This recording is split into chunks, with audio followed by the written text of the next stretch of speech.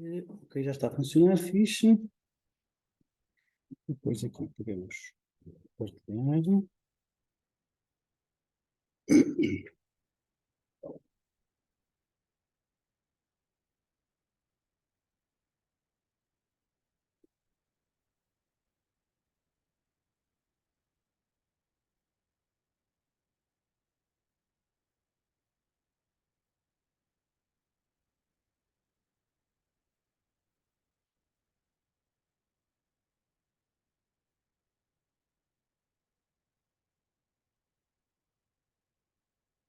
Ok, bom dia, vamos começar. Hum, Hoje vamos falar da álgebra de Boole. Érica, were you able to translate the slides for this class or not? Oh, nice. Ok, ok, good. Hum, então, vamos começar a falar de álgebra de Boole. Se calhar muitos de vocês já falaram disto. Nós vamos só dar revisões. Como eu vos disse, esta é uma cadeira de revisões, pelo menos até metade da cadeira. Portanto, primeiro vamos falar de grandezas contínuas e discretas, para vocês terem uma noção, e só para saber que estamos todos no mesmo barco, ou seja, que estamos todos a saber do que estamos a falar. Portanto, uma grandeza contínua é uma grandeza que varia dentro de uma gama contínua, por exemplo, a temperatura, ou coisa do género, ou a velocidade, ou a posição do corpo. E uma grandeza discreta é uma grandeza que tem uma gama finita de valores. O número de itens no armazém, este tipo de coisas. Depois temos as grandezas binárias. As grandezas binárias são grandezas que podem tomar os dois destinos, ou é verdadeiro ou falso. Okay? Portanto, para nós usarmos informação destas grandezas nos nossos programas, temos que converter estas grandezas para sinais digitais. Portanto, primeiro um sinal analógico. O que é um sinal analógico? É a transformação para um sinal elétrico de uma qualquer grandeza e em forma de sinal analógico fica um sinal contínuo no tempo. Okay? Portanto, isto é uma grandeza contínua que é representada com um sinal elétrico contínuo. Então, o sinal pode ser contínuo no tempo ou então discreto no tempo, quando é discretizado. E depois temos a parte da quantização. Portanto, nós temos dois tipos de discretização.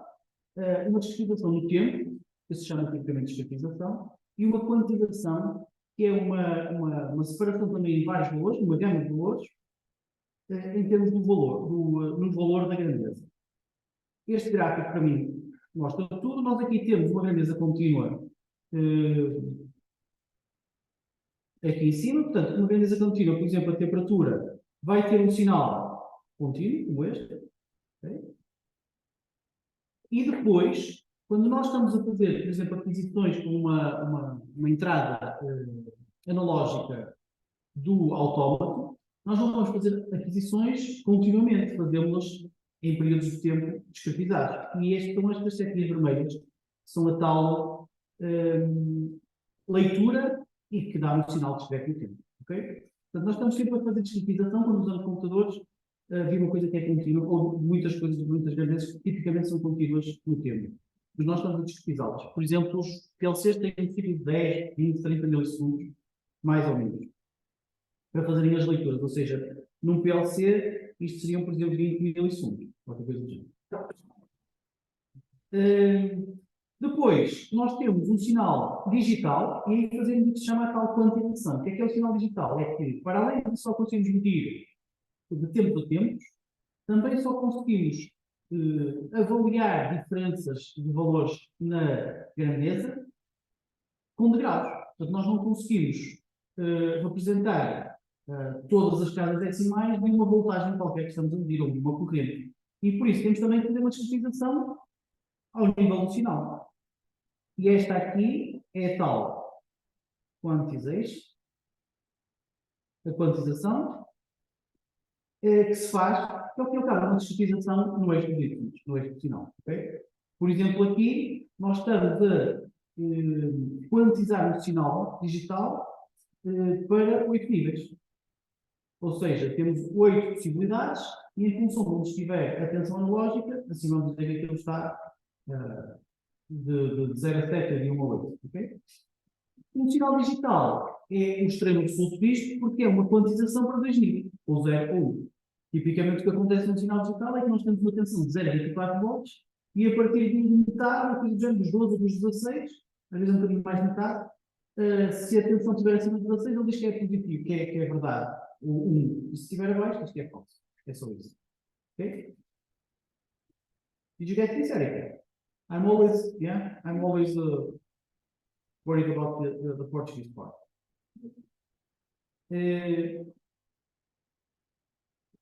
Isto não é possível. Ok? Depois temos aqui vários exemplos que vocês podem ver, mas isto são só curiosidades, não vale a pena estarmos a perder muito tempo com isto. Não é coisa que faça muita diferença aqui. Portanto, revisões também sobre sistemas de numeração, formas de representar os números digitalmente. Nós podemos representar os números que nós conhecemos, os mais típicos são os decimais, portanto, o sistema de numeração decimal, mas em computadores usamos muito o sistema binário. Porque, na verdade, quando um computador representa as coisas, ele representa com zeros e uns, com binário. E, portanto, na verdade, todos os números que representa são números em formato binário. Depois, tipicamente, converte para nos dar essa informação. Também as comunicações, por exemplo, RS32 e muitas outras, as comunicações de série também são todas em binário. E, portanto, nos computadores usa-se muito o binário. Como é que se faz conversões entre este tipo de coisas, para vocês perceberem? Portanto, vamos falar sobre a conversão de base 10 para a base 2, portanto, de números decimais para números binários, e nós podemos fazer conversões de um lado para o outro. Aqui um exemplo. Eu não vou falar disso agora. Aqui um exemplo. Por exemplo, se nós temos o número 10110100, o que nós temos que fazer é pegar na base, neste caso temos que converter, se isto está em binário, temos que pôr a base 2, portanto isto é a base. Depois, vamos pôr este valor aqui, 10, vezes a base, isto é a base, e levantado à posição onde ele está. Portanto, este está na posição 0, 1, 2, 3, 4, 5, 6, 7, 8, 9, 10. Portanto, isto seria 2 levantado a 0. Mais o número seguinte, é outra vez um 0, vezes a base, levantado a 1. Mais, por aí fora, vou só fazer os 3 últimos, ok?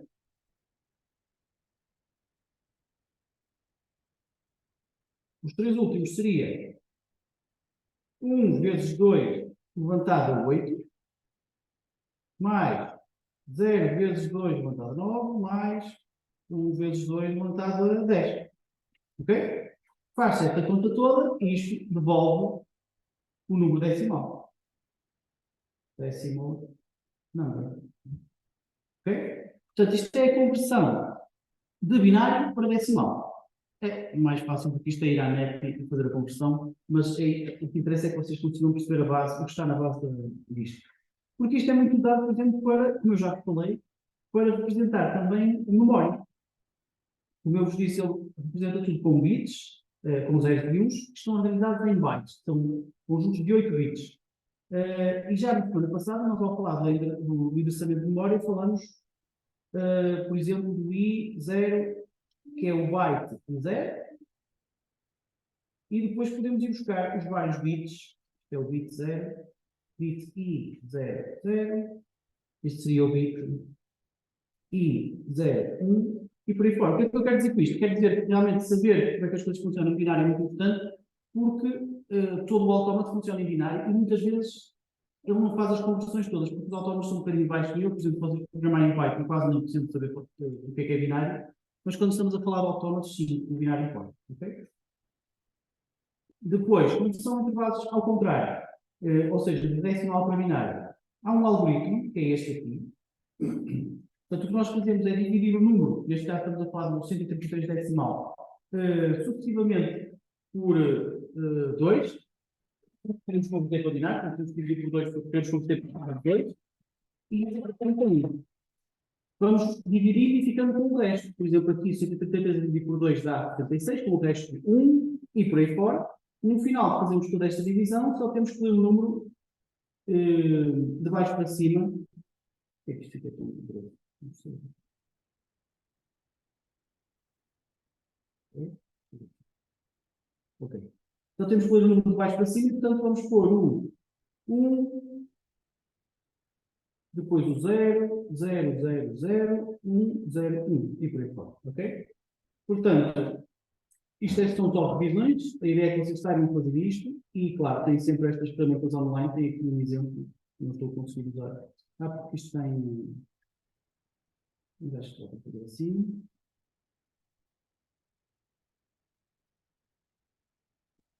Então, quando eu estava. O que é que está ao contrário? Porque isso vai depois. É? É capaz de ser. Então deixa eu ver. O previsto, 133, não é? O Word. É capaz de estar, é? Pois está. Isto é ao contrário. O correto, não é? Não, isto está bem. É que o senhor cada direita para a esquerda e não é da esquerda para a direita. Exato, está bem. Eu é que me enganei, não é? Faz sentido porque é da direita para a esquerda. Não. Da esquerda para a direita. É. Sim.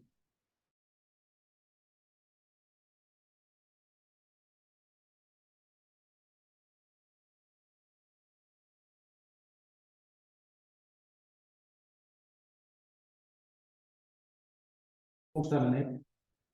1000, 101. Ok? Tem que ser corridas sobre ele. Continuando. Vamos falar então da álgebra de Boole. A álgebra de Boole foi. Vamos fazer uma revisão da álgebra booleana. Eu não sei se já muitos de vocês tiveram, normalmente a gente já teve. Vamos falar da ligação entre a álgebra booleana e as portas lógicas. Portanto, hoje em dia tudo se faz em programas de computador, nem tudo ainda, na verdade ainda não está tudo completamente digitalizado, mas nos anos 60, quando apareceu a automação, esta lógica, que era preciso implementar nas máquinas, era feita com relé. E, portanto, com relés são circuitos eletrónicos. Portanto, aqui há uma ligação direta entre a lógica álgebra de Boole e as funções lógicas que ela implementa, e circuitos eletrónicos, e nós já vamos ver essas ligações. Portanto, nós vamos falar da álgebra booleana, falar das portas lógicas, depois as funções booleanas com forma de produto e por somas, e depois fazer alguns exemplos, ok? Então, George Boole, em 1874, lançou este livro, As Leis do Pensamento. Por acaso, ontem descarreguei da net, estive a ver, é engraçado. É engraçado estar a ver uma coisa escrita há mais de 100 anos. Se quiserem, por curiosidade, olhar, é muito interessante. Nós às vezes achamos que estamos muito avançados, mas aquela altura também era assim, se calhar mais comum. Porque não tinha tanto suporte de matemática nem nada, aquilo era tudo de cabeça. Então, na álgebra booleana, nós começamos com este ponto de partida, por isso é que nós falamos de coisas booleanas como coisas verdadeiras ou falsas. As variáveis só podem assumir um de entre dois valores, ou 1 ou 0, e muitas vezes também se diz ou o falso, na verdade o falso corresponde ao 0, ou o verdadeiro, ok? Portanto, 0, 1, falso ou verdadeiro. Usamos também aquilo que se chamam tabelas de verdade para listar as combinações de valor de entrada que depois dão saídas da conta. Vamos ver o que é que isso é. Portanto, alguns pontos de partida muito importantes para trabalharmos em álgebra booleana. Primeiro, uma proposição é um enunciado que se pode afirmar que é verdadeiro ou falso. Por exemplo, amanhã vai chover, é um bocado, há de ser controverso amanhã, porque a gente vai dizer, choveu um bocadinho, não choveu nada, choveu mais, onde é que choveu, onde é que não choveu. Mas, por exemplo, a afirmação Lisboa é a capital de Portugal é uma proposição, porque pode ser confirmada ou infirmada.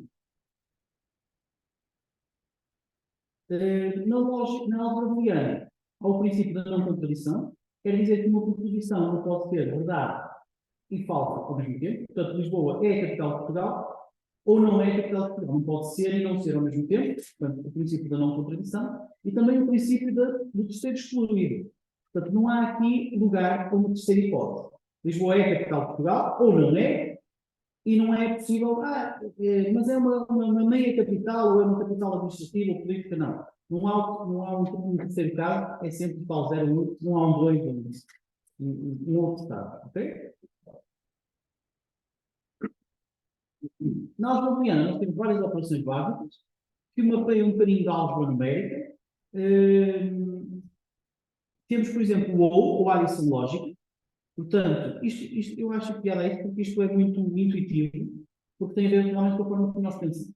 Pensem que temos duas variáveis, o x e o y, e que quando as combinamos, elas vão dar um resultado que é o f da função lógica.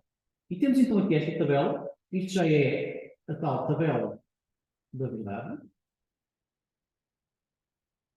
E então, para as várias combinações que nós temos, nós vamos ter um resultado em função do tipo de combinação que estejamos a fazer. Se estivermos a fazer um ou, então, se nós tivermos um falso e um falso, ficamos com um falso. Mas no ou, basta que uma delas seja verdadeira. Portanto, podemos estar em qualquer um destes casos, uma delas, pelo menos, uma está verdadeira. E, portanto, acabamos por ter uma verdadeira aqui. Okay? Portanto, isto é o ou. Acho que é intuitivo para toda a gente. Se tiverem dúvidas, vão dizer, ok? Aproveitem para me parar quando for o caso. Aqui desse uma range.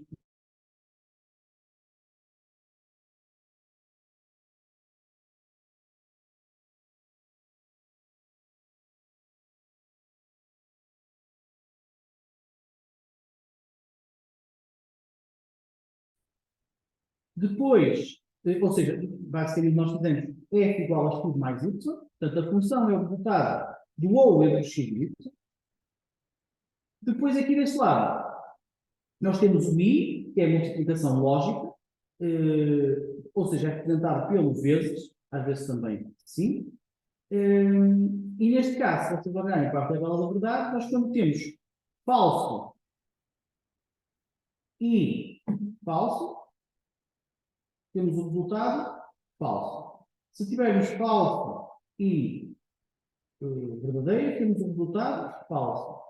Se tivermos verdadeiro e falso, temos o resultado falso. E, finalmente, só quando temos verdadeiro e verdadeiro é que temos o verdadeiro.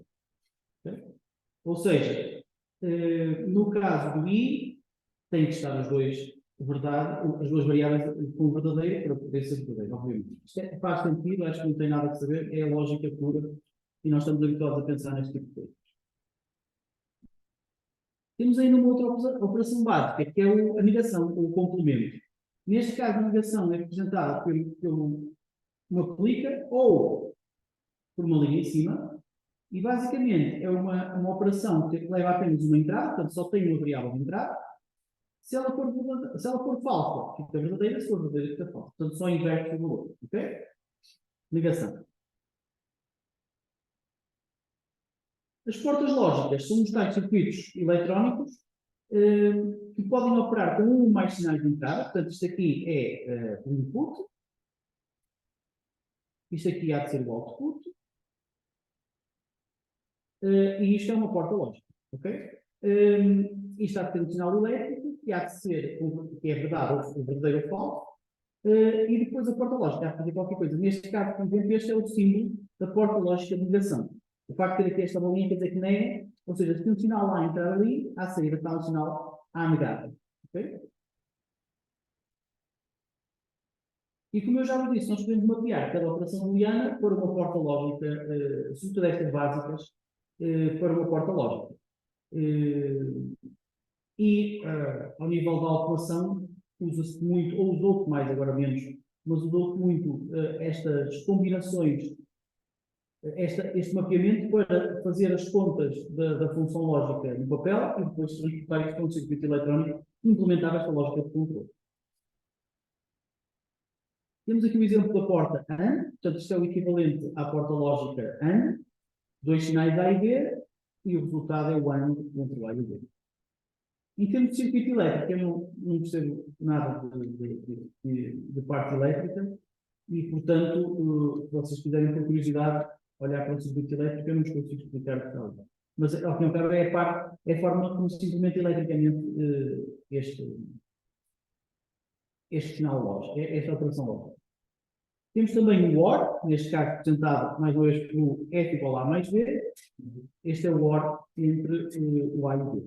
Okay? Mais uma vez o circuito elétrico também aqui. A porta node já tínhamos visto como é que se faz e o circuito lógico está aqui. Okay? Nada especial. Bom dia. Portanto, temos aqui várias portas lógicas. A única coisa que é aqui um bocadinho diferente do que as pessoas às vezes não apanham é este ou exclusivo.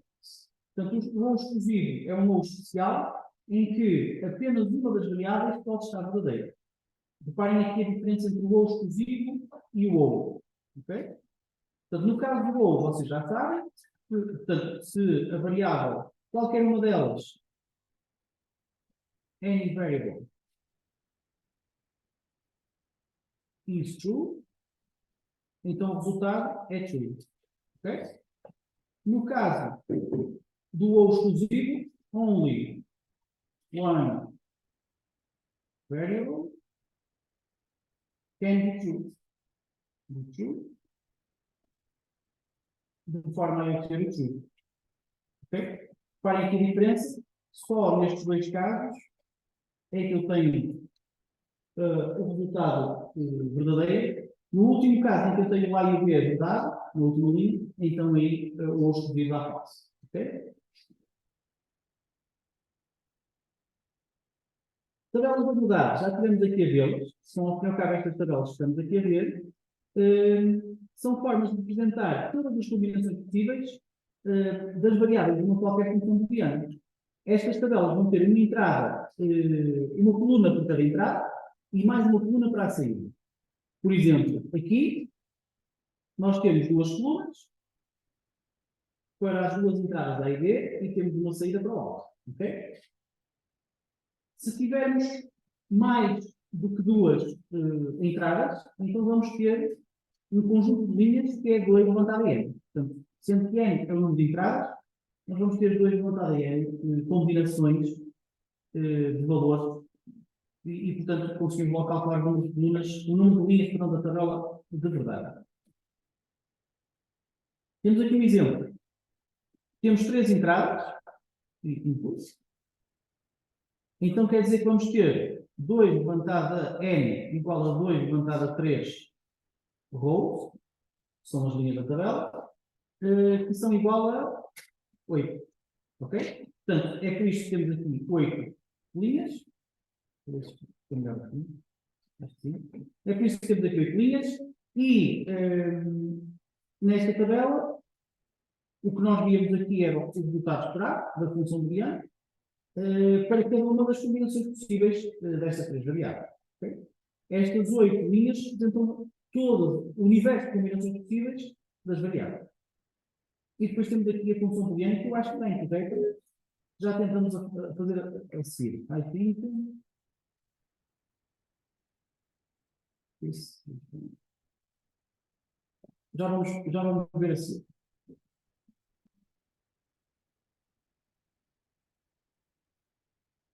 Continuando, então voltamos a este slide. Nós podemos também, a partir da tabela da verdade, implementar um circuito lógico. Mas, quando temos tabelas da verdade já maiores, isto pode tornar-se complicado. E, portanto, uma das coisas que nos interessa fazer é tentar simplificar a função lógica.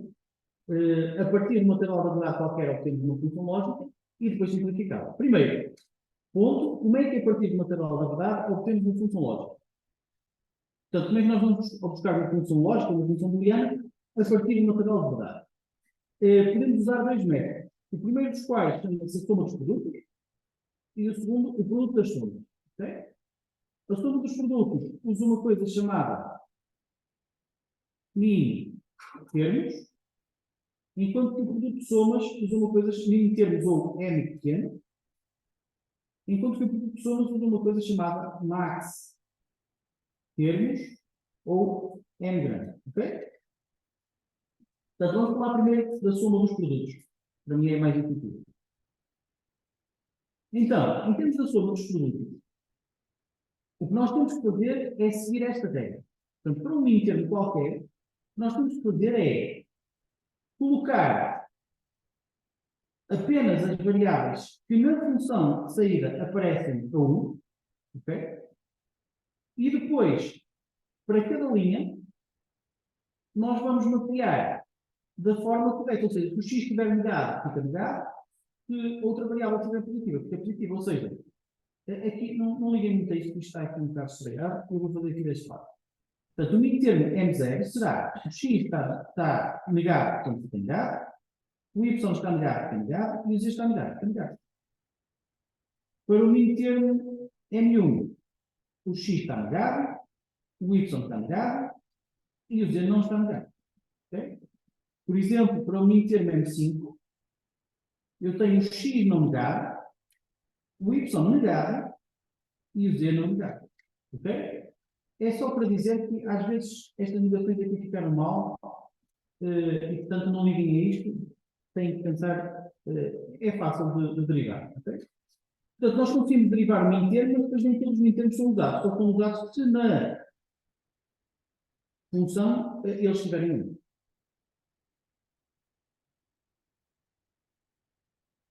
No caso do max termo, usamos o contrário.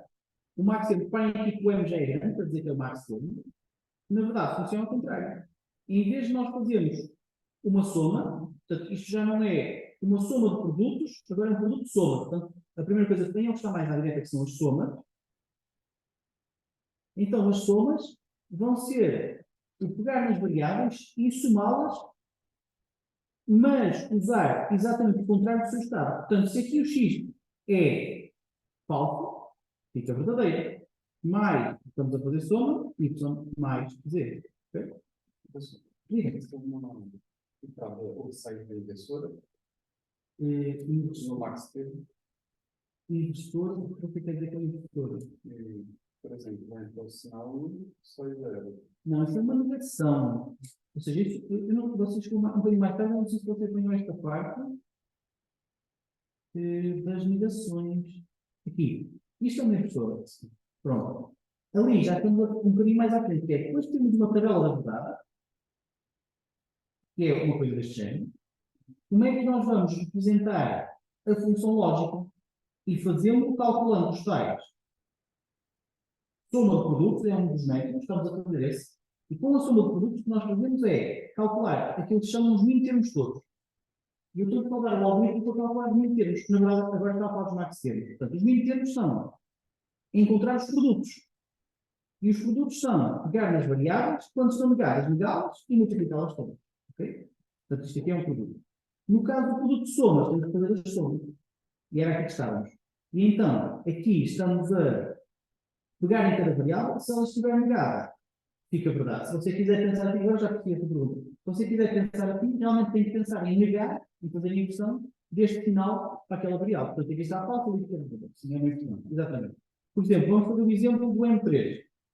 O M3 ficaria o X mais o não Y mais o não Z.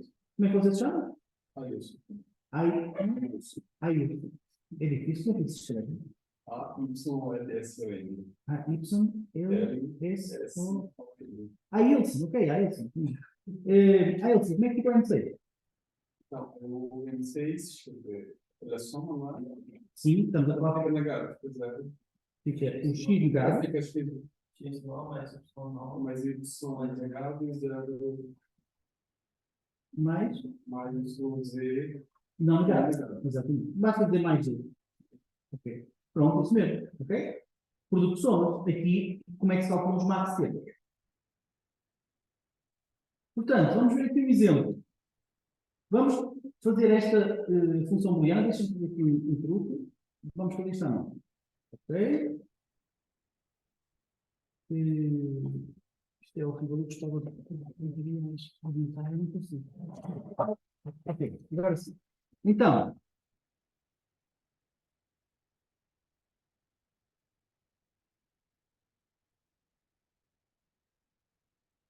Ok, já está. Então, a primeira coisa, tenho que copiar para aqui a. Não. Não é isto. Depois tenho que anexar. Agora estava a tentar tirar isto. Agora estou no caso. Já sei.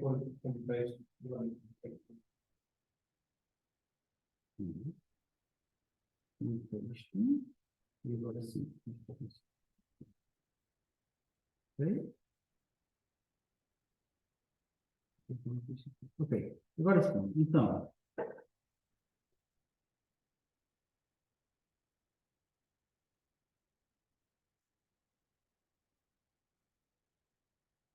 Então, imaginem que nós temos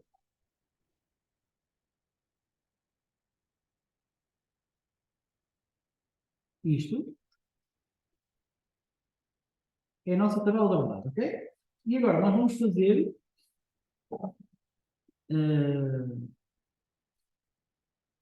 a soma de produtos.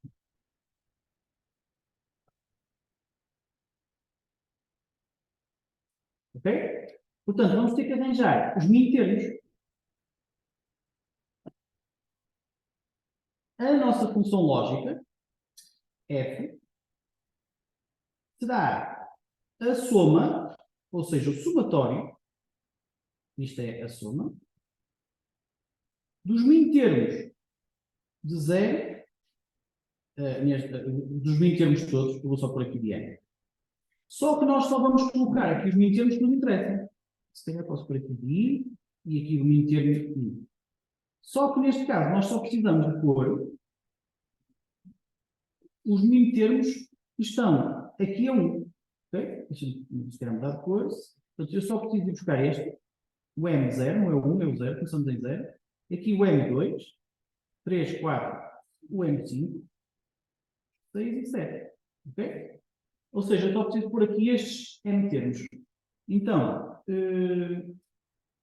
isto seria M0, mais a tal somatório dá mais M2, mais M5, mais M7. Então, quem é que diz o que é o M0? Digam-me você. M0. M0. Sim. É o X que estamos em baixo. Isto depois, exato. Se você disser X, Y desempregados, eu escrevo isto. Sim, sim. Então você tem que dizer, não X, não Y, não Z. Exatamente. Y, não Z. Mais M2. Erika, what is M2? Just to see if you're following. Can you tell me M2? Products.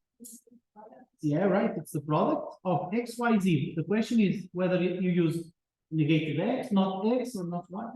X by Y, Z. Right. Thanks. MC. Quem é que usa MC? X, Y, Isso. Falta só o M7, faço eu, que é XYZ. Okay? Pronto, então, isto é a função lógica obtida por soma de produto, formato canónico. O que é o formato canónico? Já vamos ver a seguir. É o formato não simplificado. Portanto, nós aqui, a única coisa que fizemos foi fazer o tal soma de produtos e obtivemos isto. Ok? Vamos fazer outra coisa que é o produto de somas. Copy. Paste. Então, acho que isso parece aqui, exato. Então, agora vamos fazer product of sums. Neste caso, então, vamos usar max termos. Isto quer dizer que estamos aqui com um produto, quer dizer que a nossa função lógica será igual ao produtório, isto é o símbolo do produtório, do I, max termo I, é uma grande. Isto aqui é o product. Ok? E, neste caso, Nós vamos fazer ao contrário. Em vez de há bocado temos ido buscar os minitermos que estavam verdadeiros, agora nós vamos buscar os maxitermos que estão falsos. E só esses é que nos interessam. Portanto, vamos falar do maxitermo 1, do maxitermo 0, 1, 2, 3, maxitermo 4, 5, maxitermo 6. Ok? Portanto, neste caso, só precisamos dos maxitermos. Para fazer os maxitermos, ou seja, isto é M1 mais M3 mais M4 mais M6. Para fazer os maxitermos, vê só, já estava aqui. É o produto, tem toda a razão. Então, para fazer os maxitermos, é aquilo que falamos há bocado. Eu vou fazer o M1, portanto, no caso do M1, nós temos o X está falso ali, portanto fica positivo aqui. O Y é a mesma coisa. E o Z tem que ficar negado. Vezes M3. Ailton, diga-me lá o M3. X mais 3 mais 2 Y negado e Z negado. Vezes M4 seria. Você ia atrás, como é que você se chama? Gonçalo, diga lá. Seria o X negado. Isso. Y negado. Ok? E finalmente faço o último, que é o X negado mais o Y negado mais o Z negado. Era só para ver se vocês estavam. Ok. E aqui temos o produto de somas, ok? Se vocês virem o... Sim. No meu inteiro, só que são 51 e no max inteiro são 51. Sim, quando quer fazer exatamente. Não era isso,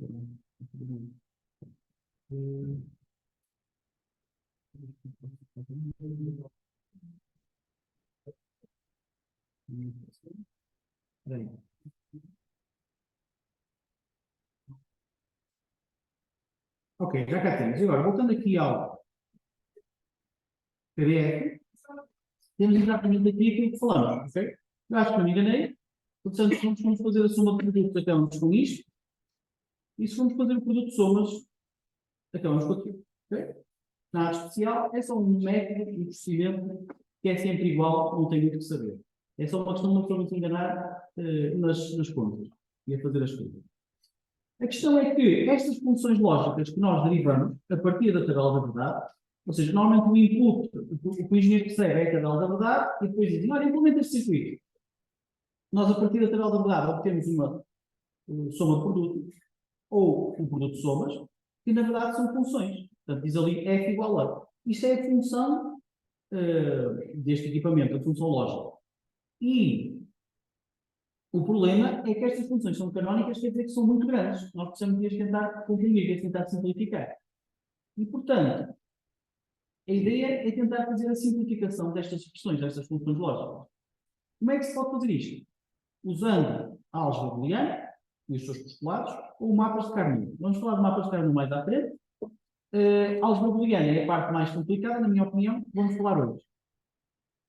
Até para vocês verem o que os mapas de Carnot depois ajudam a simplificar. Desculpa, não estava próximo, mas não dava de jeito, podia ter uma. Aquela mesa em baixo, não os vejo que estiveram ali. Portanto, o que é que são os postulados da álgebra booleana? São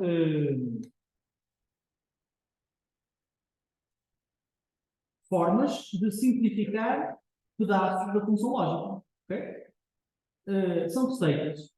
E são receitas que têm sentido, fazem, a maioria delas são intuitivas para nós. Por exemplo, vejam aqui a idempotência. Nós aqui temos deste lado o ou e deste lado o ano. Então, pensem na idempotência. Se eu disser A ou A é igual a A, isto faz sentido, não é? Se eu disser, se chover, eu saio. Se chover ou se chover, eu saio. Obviamente, basta dizer só uma vez se chover. Portanto, A mais A é igual a A. No caso do and, é a mesma coisa. Se eu disser, se eu conjugar a mesma condição, a mesma proposição, é a mesma coisa que dizer apenas essa proposição. Ok? Portanto, isto aqui parece-me intuitivo.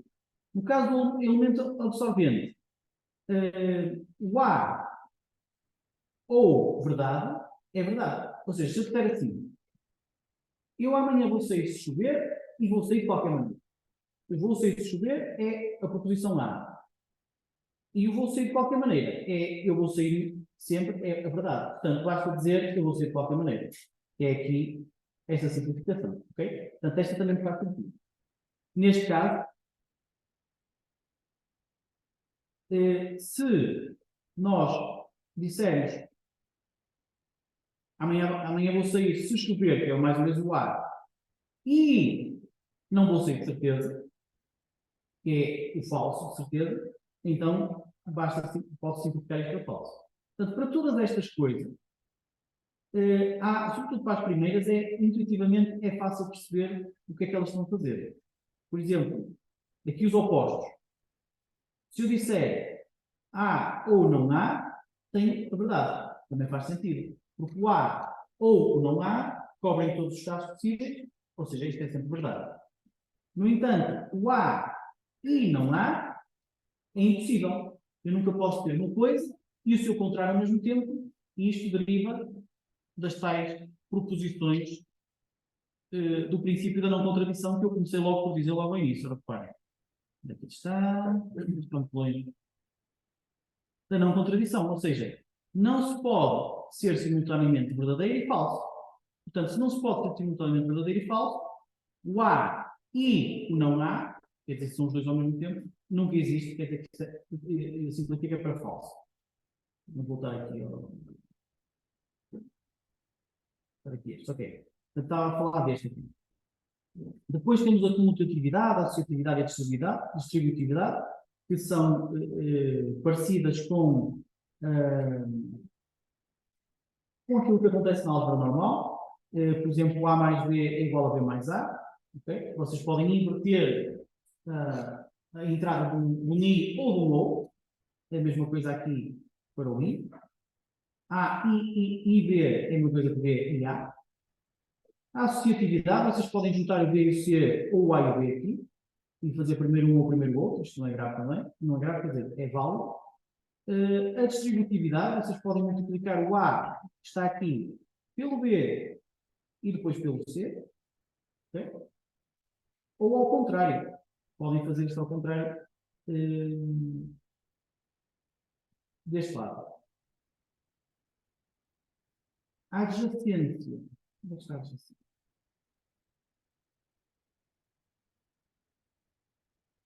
A adjacência, dizer este aqui. Portanto, isto é dizer A e B, ou A e não B. É a mesma coisa que dizer A. Okay? Portanto, a segunda condição, a condição B, não está ali combinada, porque eu estou a cobrir todas as hipóteses dela. Depois, a mais importante, que na minha opinião é menos intuitiva, é a lei de Morgan, e nós usamos muitas vezes a lei de Morgan. Portanto, na lei de Morgan, nós estamos a dizer que se tivermos uma negação em cima de uma expressão, reparem que esta negação não é só em cima de A, é em cima de A mais B mais C, nós conseguimos transformar isto numa multiplicação dos elementos que lá estão dentro negados. Okay? E a mesma coisa deste lado. Se tivermos uma negação de uma multiplicação, conseguimos transformar numa soma dos elementos negados individualmente. Okay? É ao contrário. Assim. E finalmente, a dupla negação, isto aqui é o A, não, é igual a A. Portanto, se eu disser não há, ou não há, assim aqui é, não há, é a mesma coisa que há. Se eu negar duas vezes. Ok? Pronto, isto são os postulados da álgebra booleana, são aqueles que vamos utilizar para tentar simplificar as coisas. Aqui fazer alguns exercícios, nada do outro mundo, só para vocês terem uma noção. Alguma dúvida até aqui? Ok, continuando.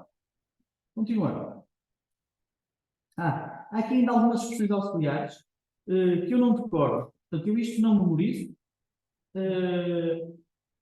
Porquê? Porque dá para deduzir sempre a partir das outras coisas, ok? Portanto, esta parte aqui, o que eu digo é não se preocupem muito com isto, não é preciso memorizar estas expressões, porque nós conseguimos derivá-las a partir das outras. Temos aqui exemplos, ok?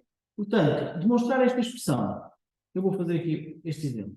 Então, eu tenho aqui a minha expressão não há mais, se eu posso fazer isto a preto, não há mais A não B, ok? E tenho que provar que isto é igual aqui. Então, como é que eu posso fazer? Posso fazer o seguinte, usar a dupla negação para dizer que isto é igual a isto. Ok? Portanto, aqui foi dupla negação. Diz que A, linha, linha, neste caso até fiz ao contrário, disse que A é igual a A, linha, linha. Ok? A é um mau exemplo, se calhar vou só fazer com X. X é igual a X, linha, linha. Ok? Portanto, isto funciona. Depois, eu vou ter que usar a lei de Morgan. Como é que eu vou fazer a lei de Morgan? De Morgan, esqueci. Então, eu vou deixar a negação de cima e vou passar esta negação que está aqui para dentro. Então, ao passar esta negação para dentro, eu vou, ora, está a somar, vai ficar a multiplicar, e está a negar, vou ter que negar, está dentro. E depois aqui fica A negado, negado. Ok? Portanto, isto é a lei de Morgan, que deixa-me ir cá buscá-la, que é esta aqui. Neste caso eu tinha uma multiplicação, neste caso eu tinha uma soma, portanto nesta lei de Morgan era x mais y negado igual a x negado vezes y negado. Este que eu fiz, ok? Depois, vou só copiar para aqui, tal como tenho. Depois o que é que eu faço? Ora, A negado negado é igual a A. Portanto, aqui faço isto por dupla negação.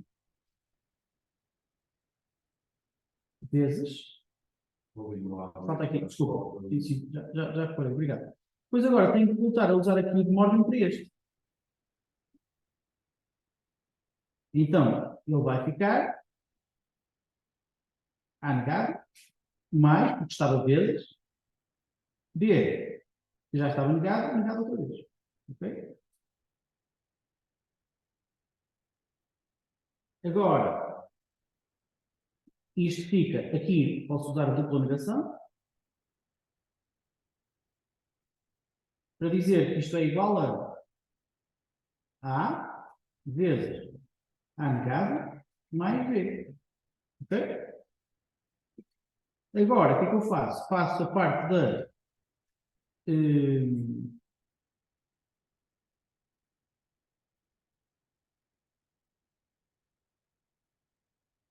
da distributividade, exatamente, faço a distributividade para multiplicar o A por cada uma das coisas que estão dentro do parênteses. Porque eu agora vou fazer a distributividade e faço o seguinte, ainda tenho ali aquele, e faço A negado mais A B.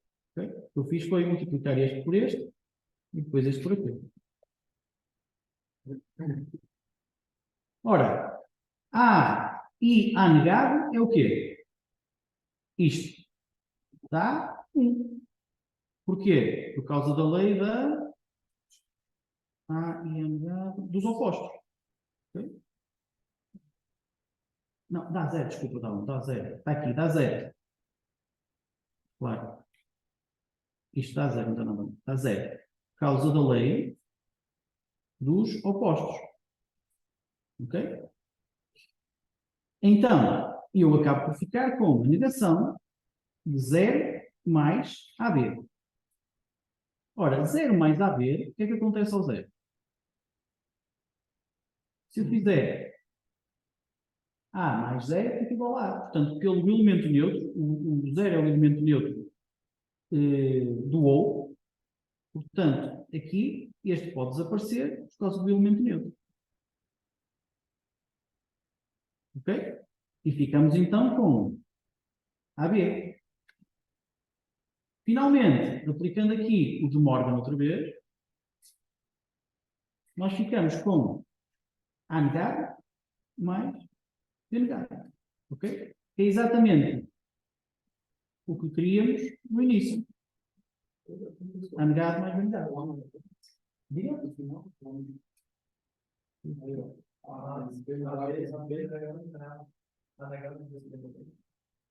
Aqui é mais. É mais. Foi tudo. Como é que é? Não sei do diga uma coisa.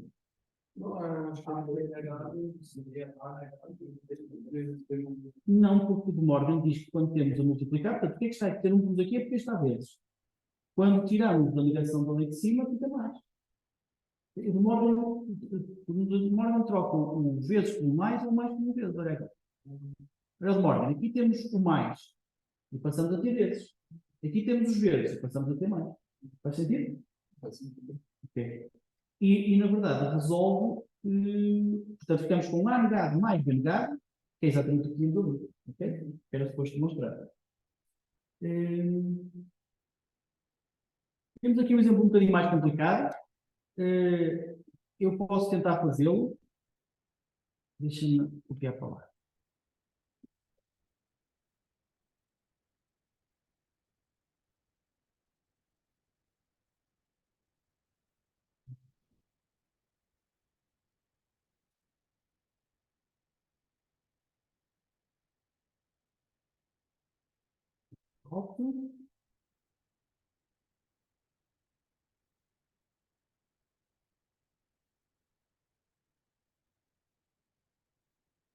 Ok, esta é a nossa função. E então, a primeira coisa que podemos fazer é, por exemplo, eu vou escrever lá aqui à mão, f igual a não A, B, não C, mais não A, B, C, mais A, não B, C, mais A, B, não C. Ok? Então, a primeira coisa que podemos fazer é associar. Como é que nós podemos fazer estas associações? Procuramos termos que tenham duas variáveis iguais. Por exemplo, este aqui tem duas iguais a este. Ou seja, eu posso pegar no não AB e depois pôr só o não C e o C associados. Associados não, separados dentro do parênteses. Ou seja, isto ficaria não A, B, abrir parênteses, não C, mais C. E depois tinha que fazer o resto. Mais A, não B, C, mais A, B, não C. Okay? Reparem porque é que é interessante fazer isto. Porque eu agora aqui, a partir destes dois, uma variável mais a sua ligação é igual a 1. Ok? Poder fazer isto, Sim, sim. Sim, sim, já lá vamos. Já lá vamos.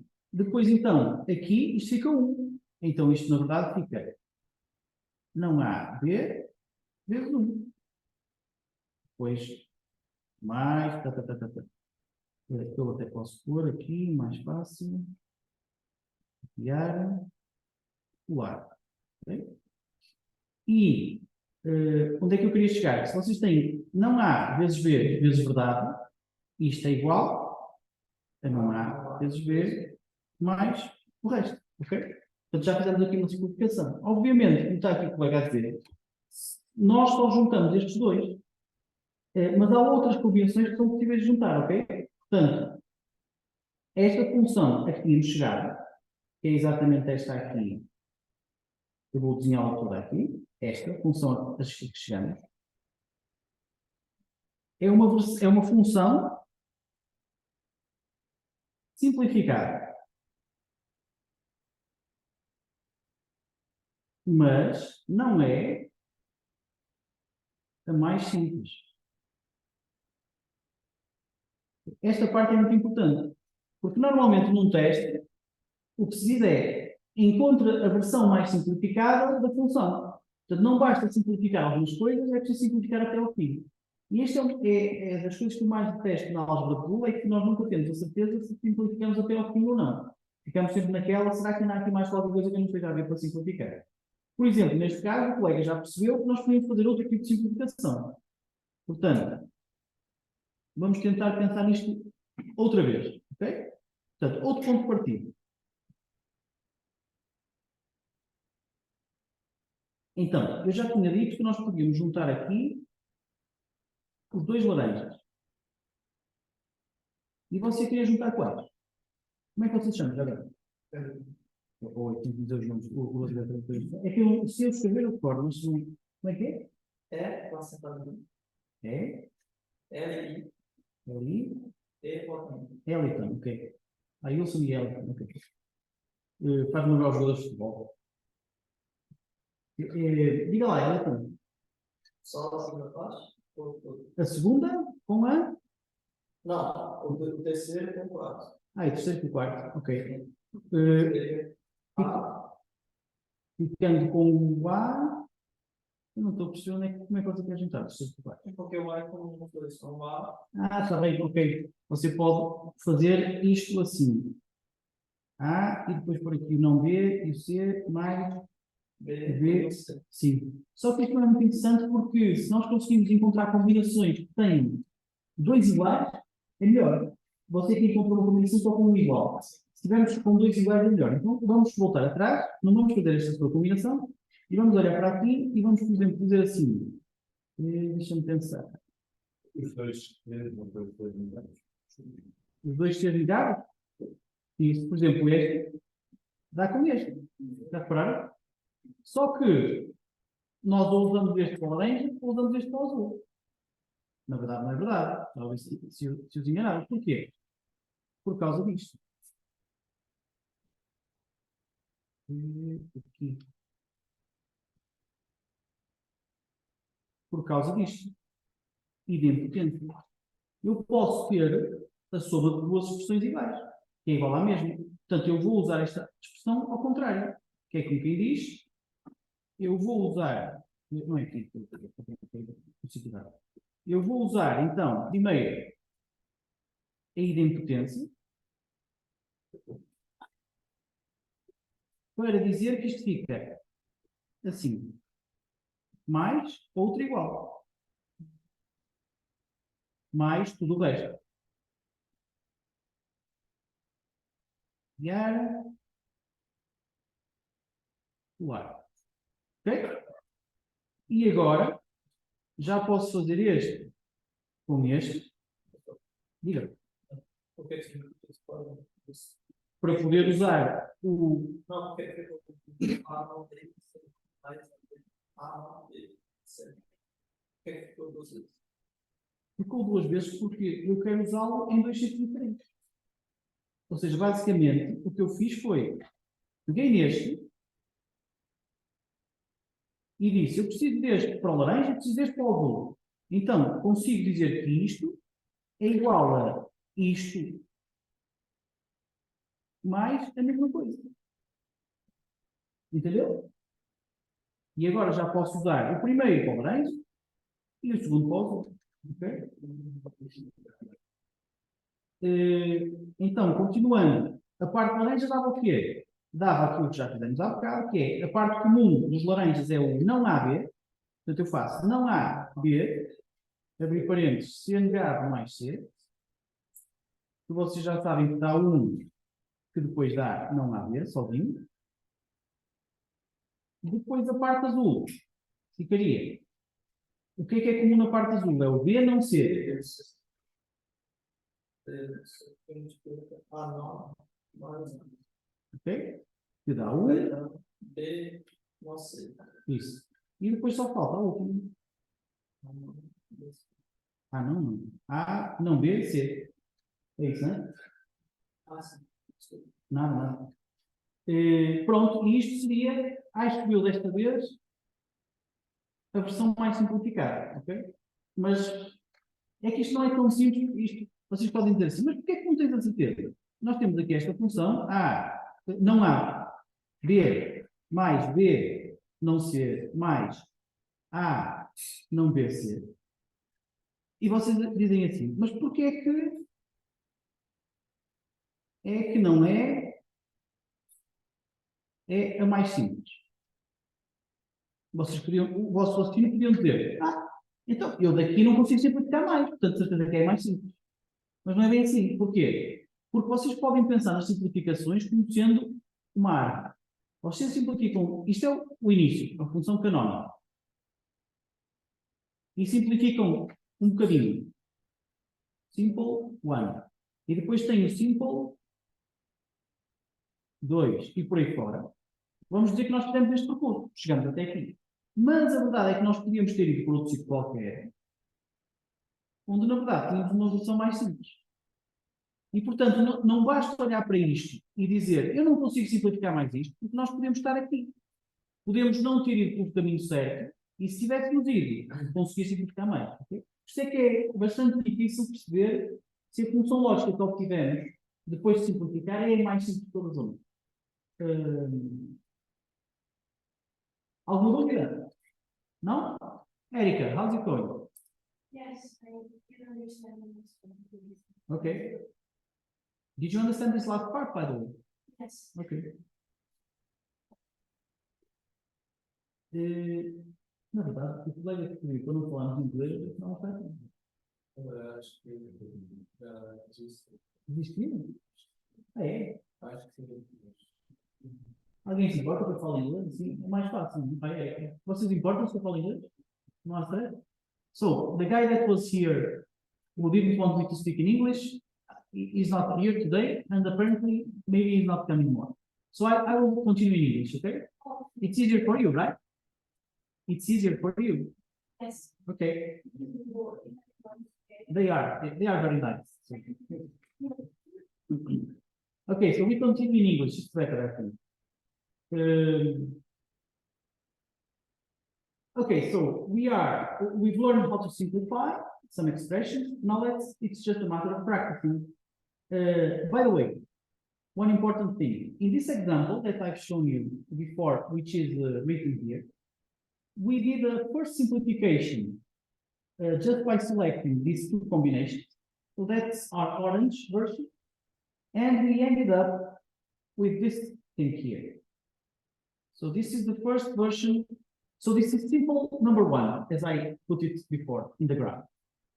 But we can do this other simplification that I did afterwards, which leads to a different version of a simplified version. So this is, let's call it simple 2. And the question is that if you compare them both, this is the first version. It has a degree of complexity of 16. How do we measure complexity? So if you want to put this logical function into a circuit, you would have to have 5 circuits. These are the ends, right? So these are the products, yeah. So the ends. For example, this is an end with 3 inputs. This is an end with other 3 inputs, and so on and so forth. So if you have 4 logical ports and with 3 inputs, that's what you have here, 4 times 3. Then, in addition to this, you will need a 5th logical port, which contains 4 inputs. That's for doing this OR, and that one, and that one, okay? So 4, so that's 1 times 4. In the end, you get 16 of complexity in the first version of the logical function. And this costs money because you really have to implement this electronics. You have to put 5 logical ports and each with the inputs. So this costs money, not only money. The circuit becomes more complex, more prone to failure, and more expensive, of course.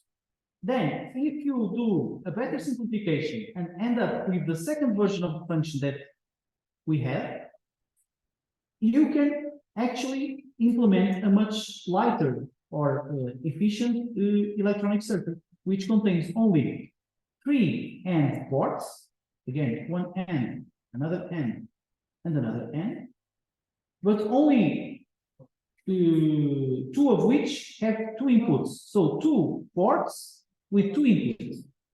And then 2 other ports, which are these, with 3 inputs, so 2 times 3. In the end, you get the complexity of 10 instead of the complexity of 16 that you had before. So this will help you save money, make more efficient circuits, and so on and so forth. So that's why we are learning how to simplify the logical functions. That's the goal. Not only in terms of circuits, because as I told you before, nowadays, not everything is done with electronics. You won't learn how to do this in electronics in this class. But even if you have to implement this on a PLC, in the program of the PLC, if you are going to implement this logical function, it is going to make the program more simple, more easy to follow, and less computationally demanding for the PLC. So that means you can do other stuff. Okay, so here you have some examples of simplification. If you do the logical circuit for the first version of the function, it is quite complicated. If you simplify it and then do the circuit of the simplified version, you can see it's much simpler. Okay. Here's another example. Well, let's not go into this one.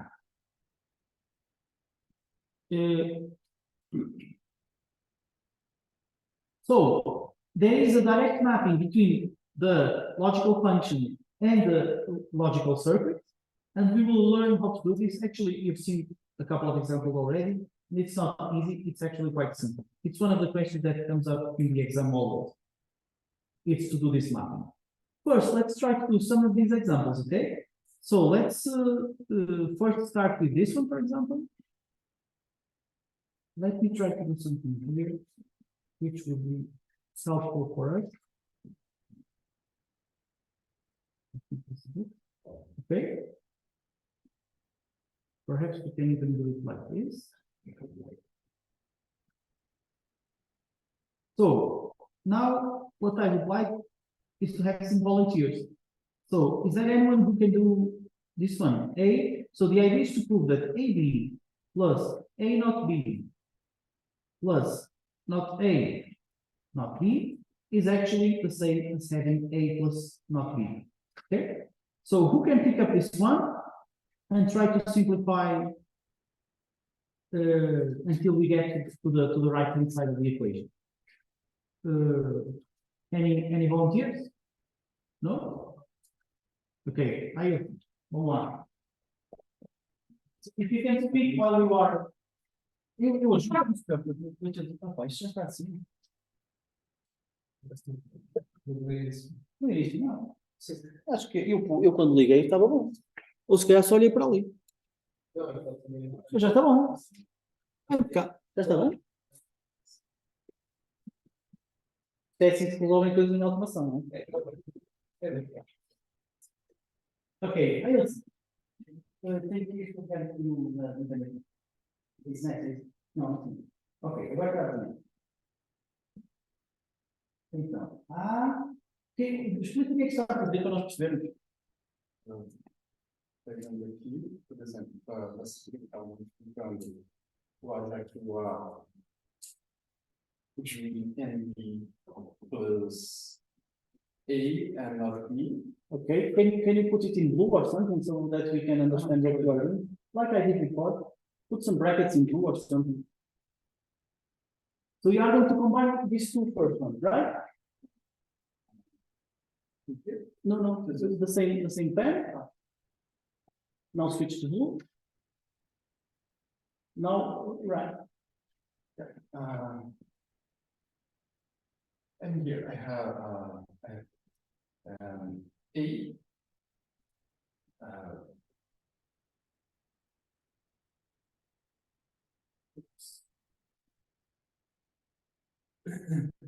A, right? B. B. No, B. Okay, so you are going to combine those two. Okay.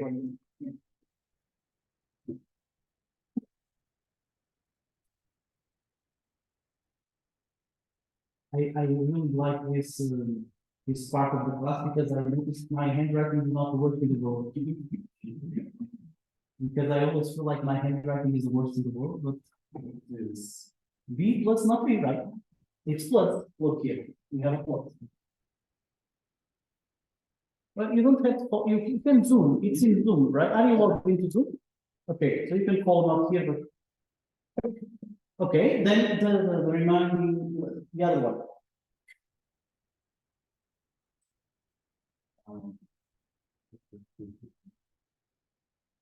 Not really, don't forget the plus.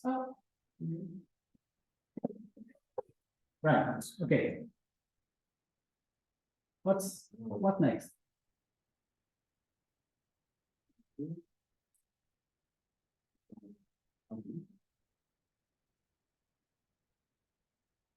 Onde é que ficou o outro? Coloquei. O que você está a tentar fazer? Aqui está a ver, vem de onde? Daqui? É este ver? Está a tentar fazer as coisas que já fez. A questão é, ver mais não ver, o que é que está? Então, Não, exato, corte, põe um. Corte, põe um. Não, fica A vezes um. A vezes um. Não é mais um, é A vezes um. Mais o não há. Isso mesmo, não vê. Exato. Ok, agora vamos para este. O que é A vezes um? vezes 1, vou lá no pela 0, vou negar uma. Não, é a mesma coisa que eu dizer assim. Eu só vou sair amanhã se chover e for mudar. Portanto, é só se chover. É só A, exatamente. Portanto, você fica com A mais, não há, não B. Pode escrever aqui embaixo, A mais. Não há, não B.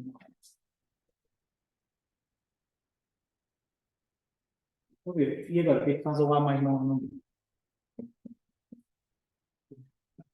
Eu acho que agora já não. Assim, então, Acho que dá para fazer de uma ordem agora em cima disso, acho que. Portanto, agora tenho que fazer uma organização, né? Fazer. sim, fazer primeiro tem que fazer duas redações. Duas redações, assim. Vai ser que o aluno vai ter, tá? Mas. Faz assim. Você tem A, como é que é? A mais, não há, não B? É isto? Então você pode fazer primeiro a dupla negação. A mais, não há, não B. Uma, duas. Dupla negação.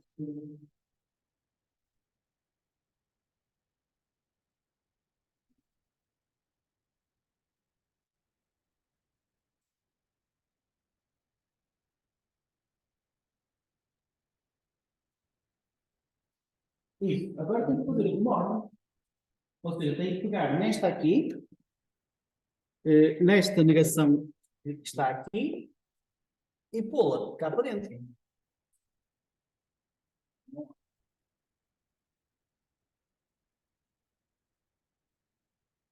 Não há? Sim.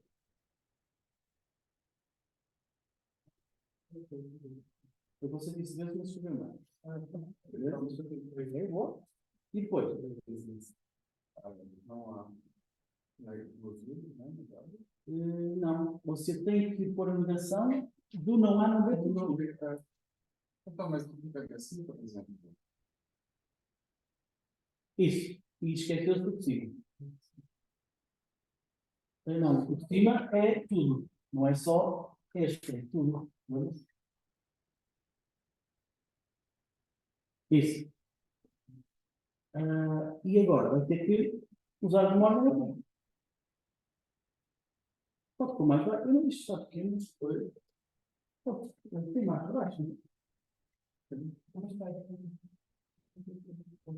Já está. Então, tem aqui mais espaço. Aí você vai ser como. Melhor de novo, um pouco mais de assunto determinado.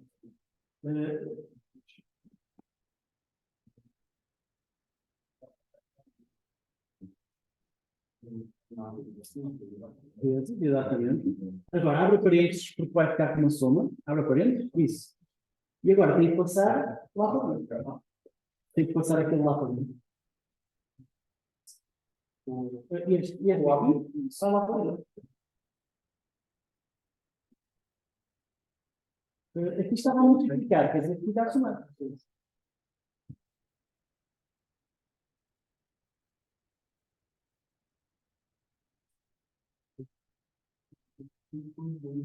Não. Já desapareceu porque você passou para ele.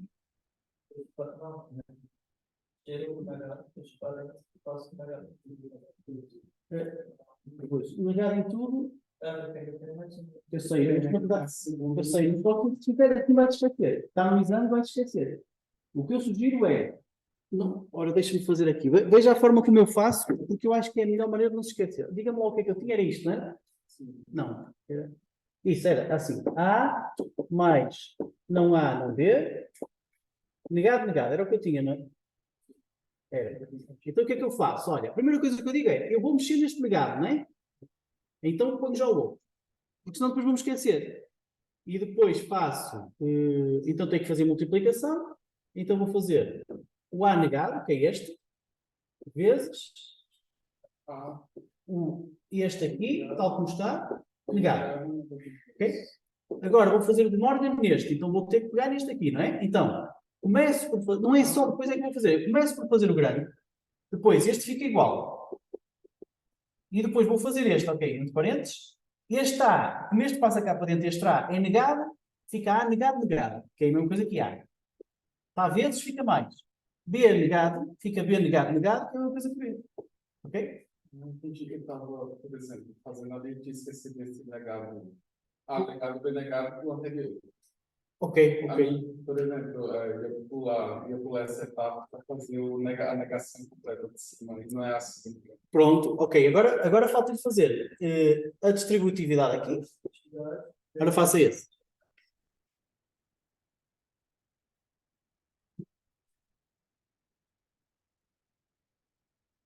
Mais uma vez, desculpa, eu sei que sou chato, mas é mesmo para o seu bem.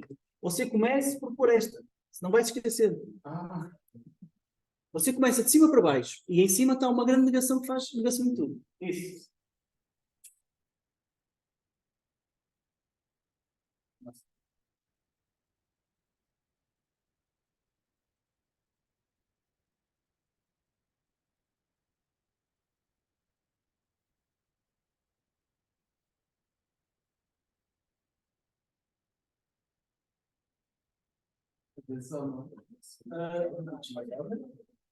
Primeiro não pôs a negação grande em cima. Ou seja, olha eu a fazer. Igual a... Ora, isto de cima para baixo. Uma grande negação. Uma grande negação. Da esquerda para a direita. A negado vezes A. Mais A negado vezes B. Faz sentido? Ok? E agora, você já lá está, faça esta. Ver se... não é fazer esta. Primeiro ainda temos isto. Isto aqui é o que é que dá? O que é que isto dá? Está zero, não é? Está zero, exatamente, porque não podemos ter uma coisa e a sua negação ao mesmo tempo, portanto está zero, e zero mais AB. Exatamente, portanto você tem só o não AB ligado. E agora tem que fazer o de Morgan aqui.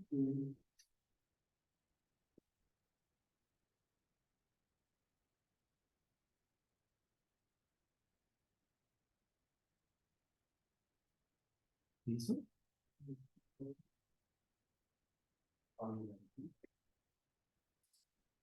É o de Morgan aqui.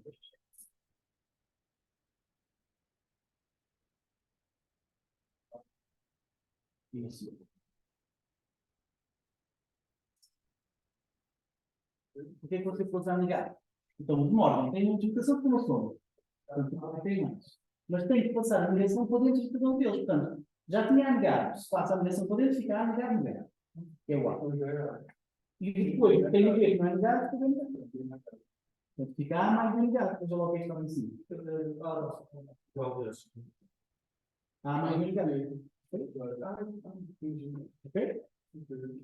Pronto. Fixe. Agora, vocês têm este para fazer. O B. São 10h30, ok. 10 minutos para fazer o B. Vamos fazer aí o vosso caderno e depois tentamos fazer todos juntos.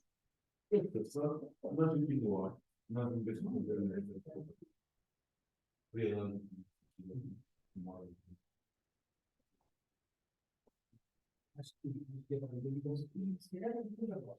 Está aqui um colega a dizer um caminho alternativo. Já agora para vocês verem, antes de fazerem o B, vejam este caminho alternativo. Ele vai fazer aqui para nós. É o A. Outro lado.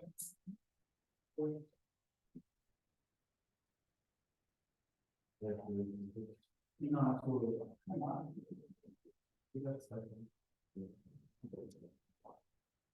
tem um. Aqui, ó. Aí está aí. Então, como é que vocês chamam? Miguel também.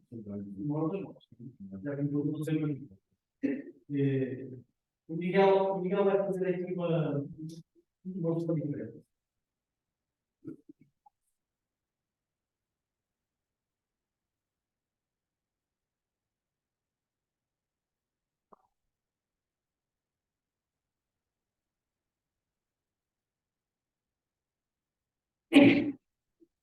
E vocês só têm que dizer com a. So you only vou mudar a English and English today. So you only have to work with the left hand side of the page. Right. You could forgot the not being at the end. So the more important thing that's the okay, go ahead. Go ahead. I'm curious.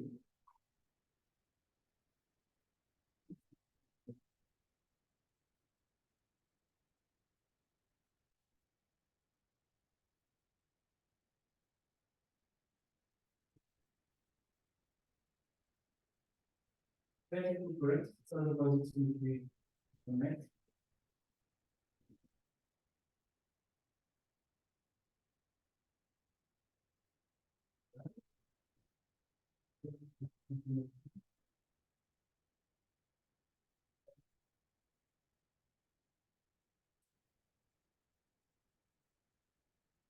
And don't forget the big one, because I told you, you always start with that. Yeah, right. Next time I will not tell you. Very much.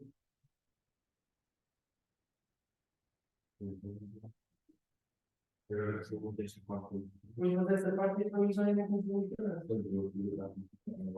yeah, so I think this is the part that will only complicate things. Because now I don't know how to do this classification between three different things. There is one better thing which eu acho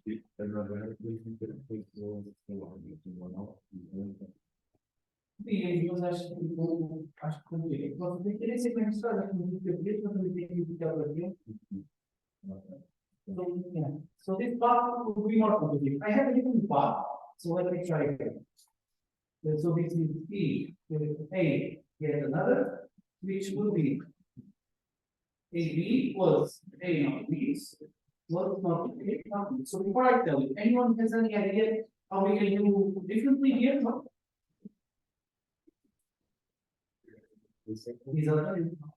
So we are doing this with this. This is what we did.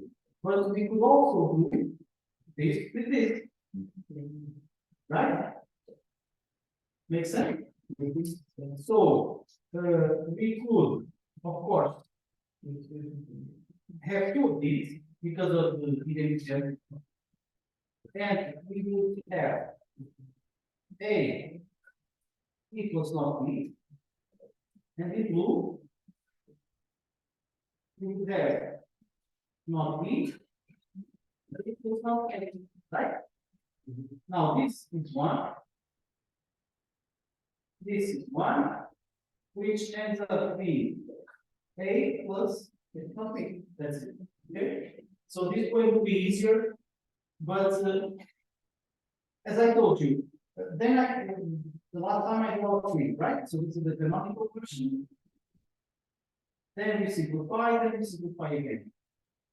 But it can also happen like this, that we go from here to here. And then we do this, and then end up in the same position. That's what we actually did. We go in different paths, but we end up in the most simple version. Okay? So, the B, you can try to be on your own for 10 minutes, then.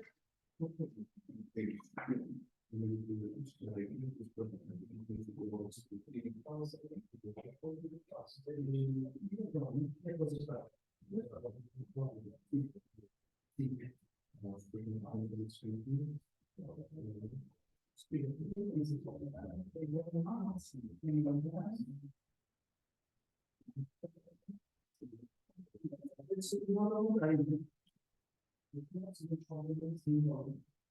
pode ser. Sim, podia fazer. É, não, isso eu é que eu tive ao contrário, mas eu faço. Também vai ter que fazer. Não sei o que é isso. Oliveira.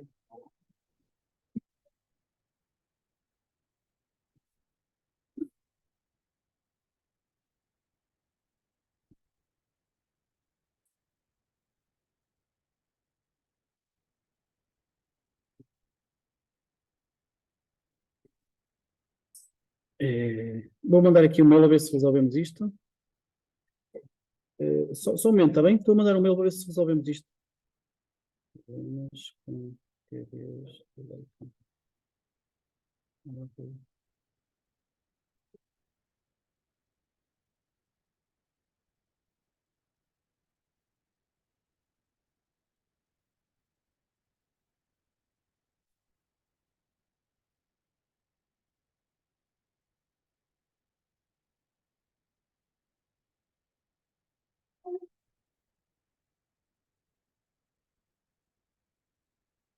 Ok. Então, já fez o B? Pode fazer o C. Passa por aí fora. Vamos dar um pouquinho mais para o resto da malta.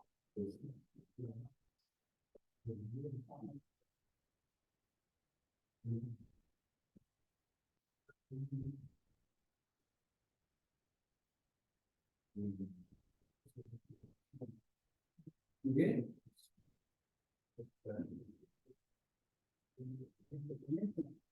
Bom, e pessoalmente, os económicos são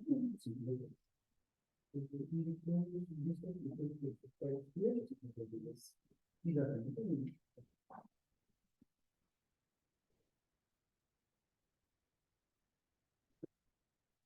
E você?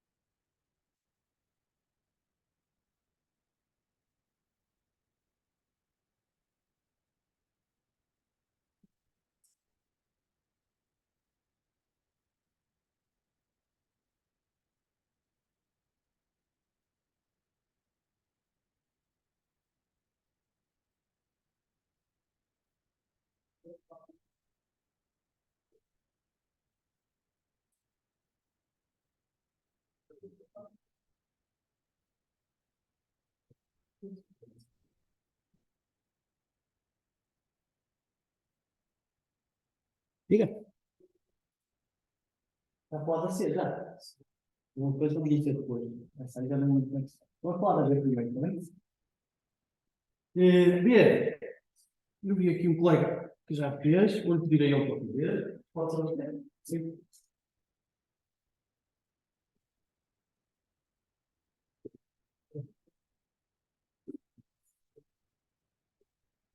Já vai.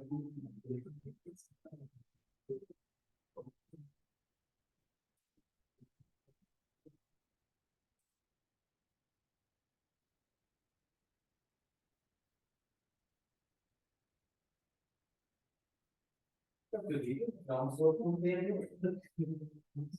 Mas eu dou acho que ele deve ser. Não guardava. Isto parece uma letra grega poeta.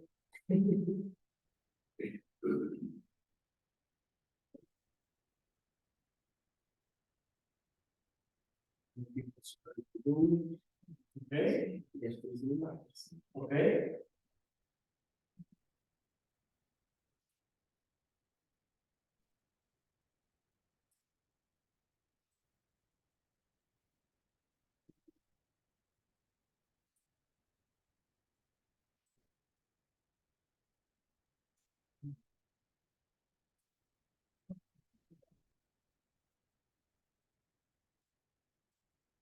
Você tem igual, não você vai ter que dar igual ao curso. Então aqui vai ficar o isso. E pode ser fora, vai ficar também é exatamente isso que é igual. É isso mesmo. Bora. Alguma dúvida? Alguém tem dúvidas com este ver? Ter. Temos aqui o colega que eu vou ser. Eu preciso de um está comigo. Então você está a fazer o que você, não é?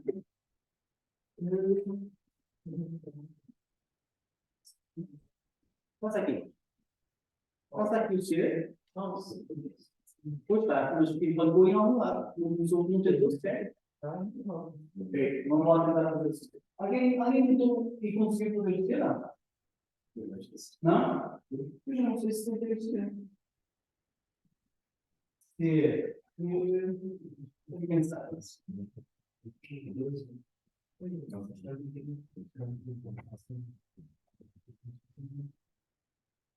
Ok, tentei fazer o seu mais um ali. Eu preciso ter uma vez para me estar. Nem sei como.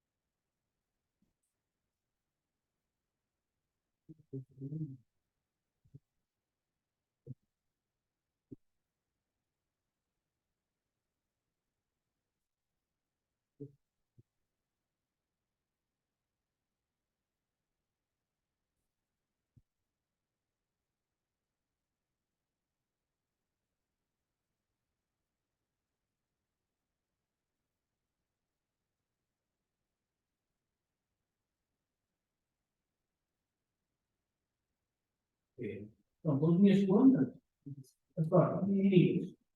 So, what I first did was try to combine AB with A not B not C, and I follow this reasoning down here. So first by putting A into evidence, then trying to simplify this part with the model, which results in B equals not B. So in the end, AB plus AB, A not B not C, resulting in, which is strange. It's a bit strange, but I think that's it.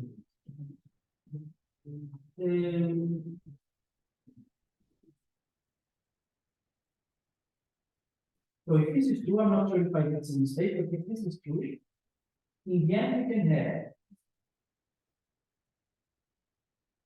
the following. So the first is not A. Plus, so AB plus AB not A not B not C is A. Sorry. Is AB plus A not C, which was here, plus that one, which is actually A not C. Okay. I'm not sure if I can this. In any case, let's continue. Now, these two are the same, so I can just collapse them into a single one. Not A plus AB plus A not C. So it's you see A well. That's strange. They don't say right. I'm not sure. I have to check it at home. I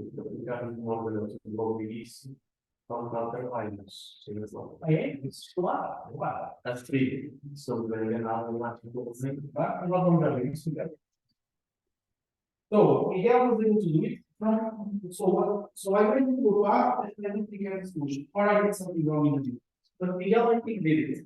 You can share, perhaps. Então só está aqui, quem observa os vídeos.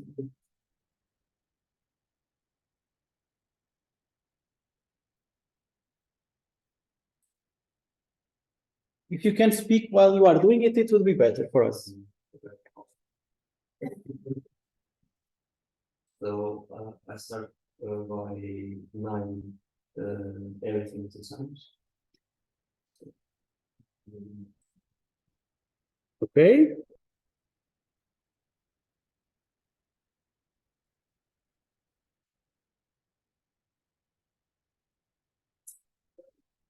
So at last, someone with a better handwriting than mine, but very slow handwriting. I'm not used to this one.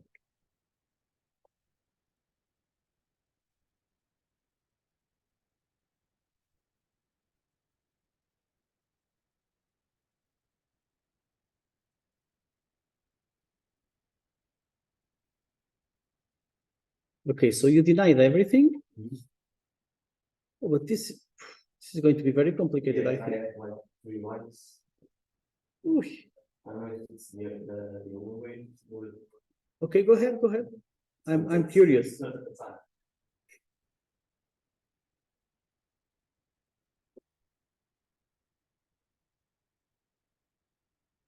Right?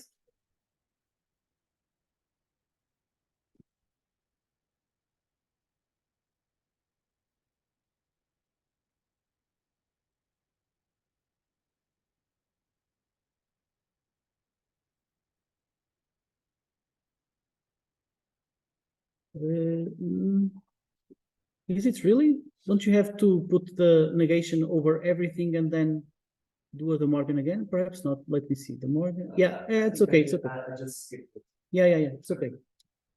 It's okay. No, it's okay.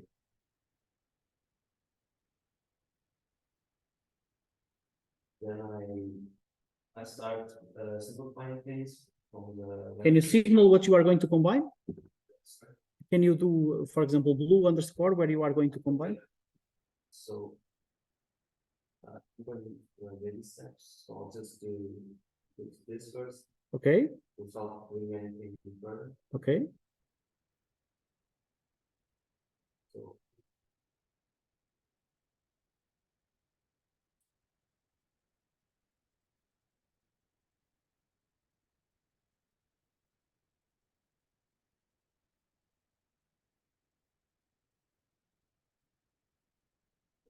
Yeah.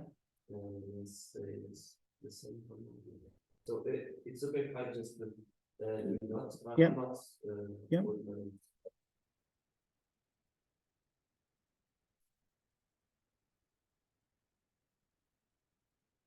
to AB because this part will equal To 1, uh, to zeros, yeah, but it's A not B, not AB. it's, A not B, I think. yeah. Okay, continue. And,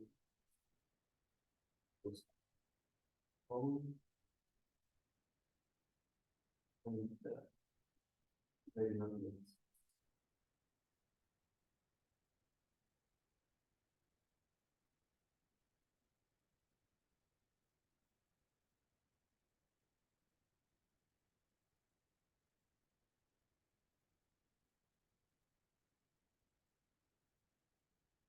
Now what do you pretend, what are you going to do now? I'm just going to keep doing the same thing. Yeah, but which ones are you going to combine now? Okay. Because I think it makes a difference sometimes. I just follow like the Ah, from left to right. Yeah. Oh, so you were lucky. Maybe. Yeah. Okay. Because sometimes the best is if you look and see what's best. But go ahead. If it worked, it worked. What I was thinking is that the less expression, I'll try to avoid it until the very end Because it's more complex. Yeah, it has like the core between three different Yeah. things. So I'll just use it in the very end. Okay. So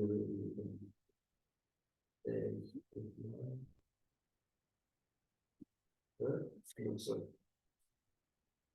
You're missing a B denied, Yeah, right? yes. B, right? Not B. Yeah.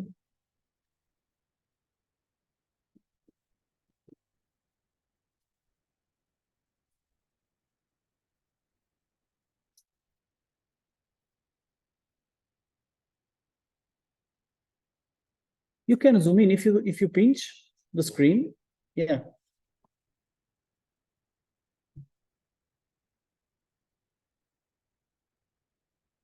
Right. Parentheses, right? That's important. Times the big one.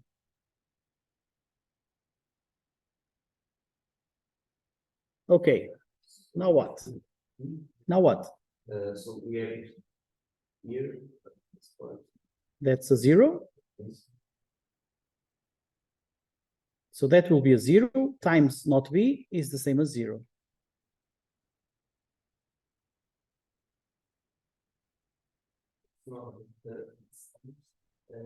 Yeah, it's so A and not A is false. False and not B is false.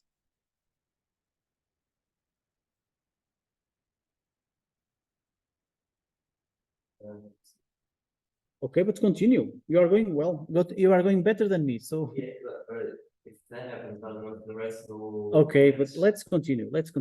It's good because it will take away one. Como é que se diz parcela? Parcel, I think. So I think that one disappears because it's 0. So 0. But everyone agrees or not? This one is 0, right? So A and not A is 0. 0 and not B is 0.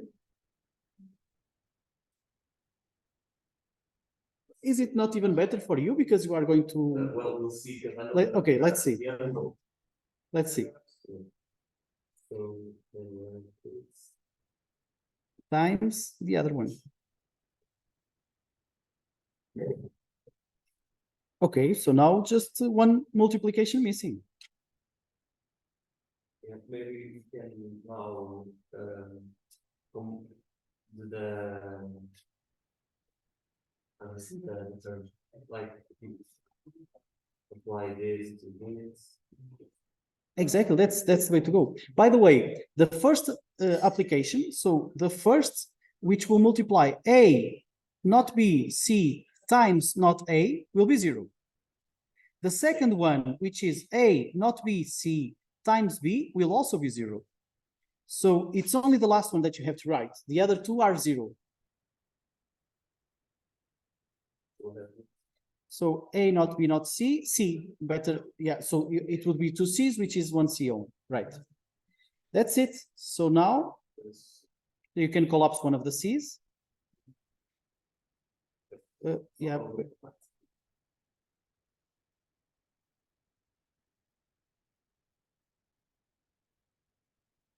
Okay. I think we're getting there. You are.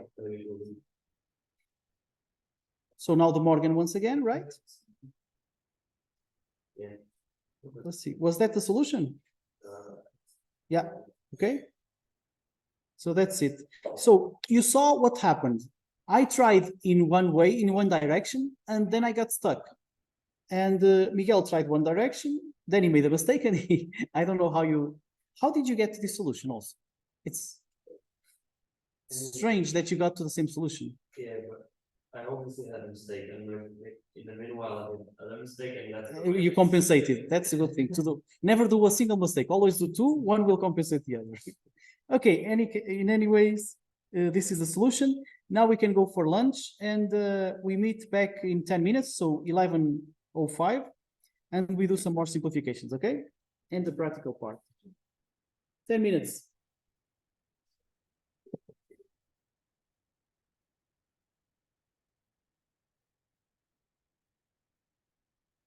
Vou parar a gravação. Lembrem-me de voltar a gravar, tá? De pôr a gravar outra vez, senão depois ficam sem a gravação. Mas é melhor do que ficar aqui um tempo infinito.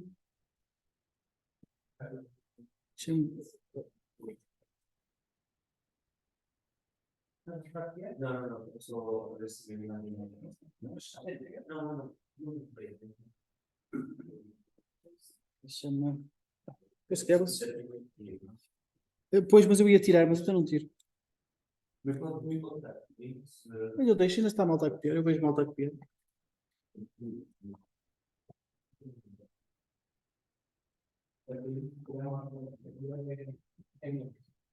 O mapa não é melhor? Sim, também gosto mais. E é mais que ser mais rápido, é mais certinho, não falha. Pois, bem-vindo ao clube. Bem-vindo ao clube. Eu também.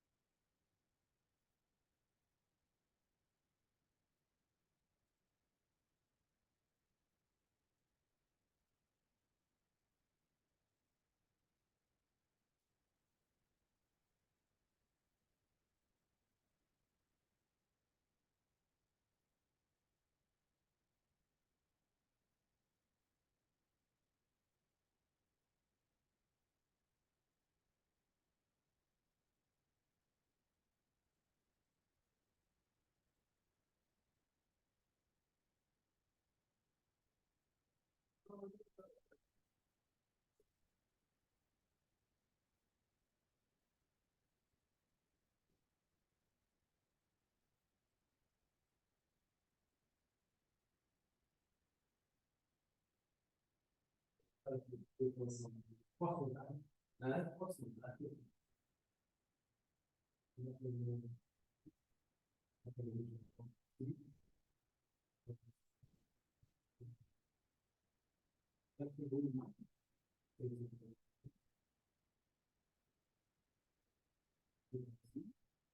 Onde é que se pode levar a pasta no chão?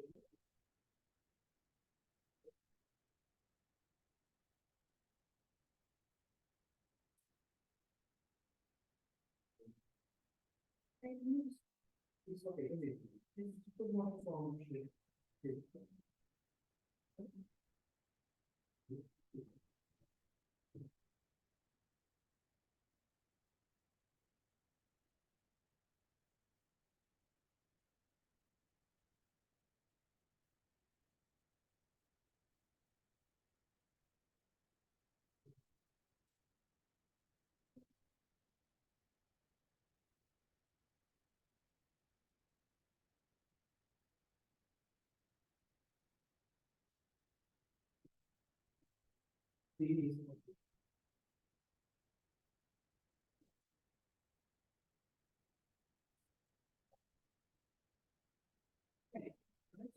Dúvidas do nosso direito, por isso trying to grab your phone. English, when you put the studies, you know, in general, the business. What you have to do is go to the country, connect with the settings,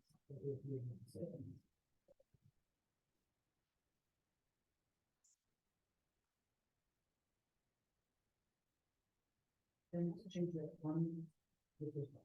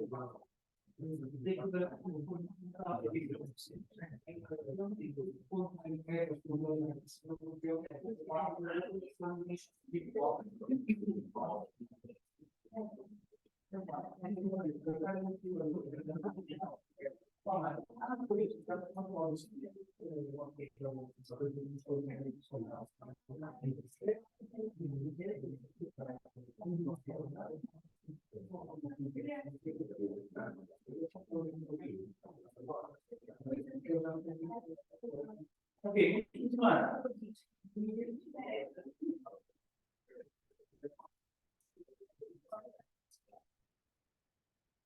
Ok, então continuando.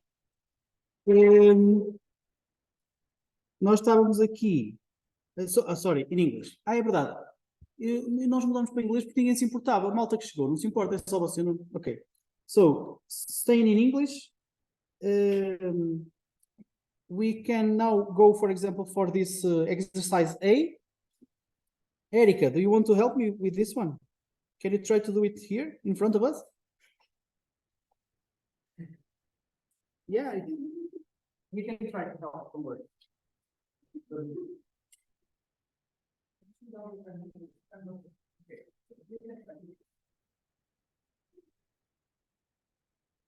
you can try to explain to us what you are doing, what you are doing, and then we try to help.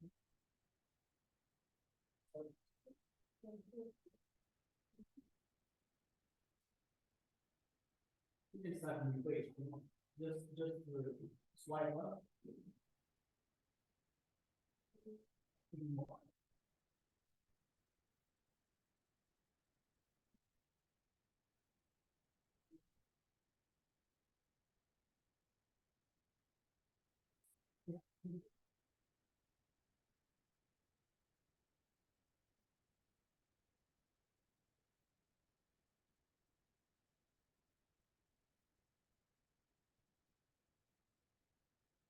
Yeah, that's an important detail. The negation of the move. Okay. Now, what do you?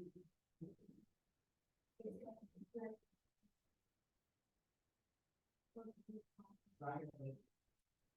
So why it's not why it's not why Right. Exactly.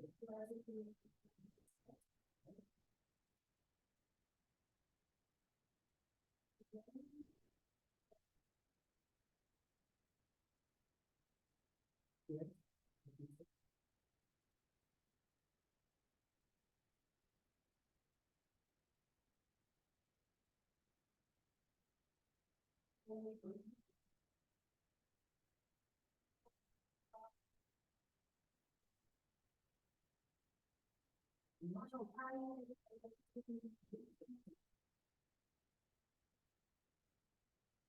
But what can you do?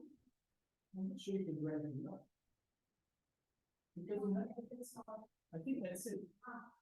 I think, I'm not sure, I'm never sure about it. But I think that's it. Do you have any ideas? Anyone in class has any ideas how to simplify further? Or not? Yeah. Do you know how to simplify further or not? Me neither. I think that's it. So can you try to repeat? Just so actually these by people as well. Try.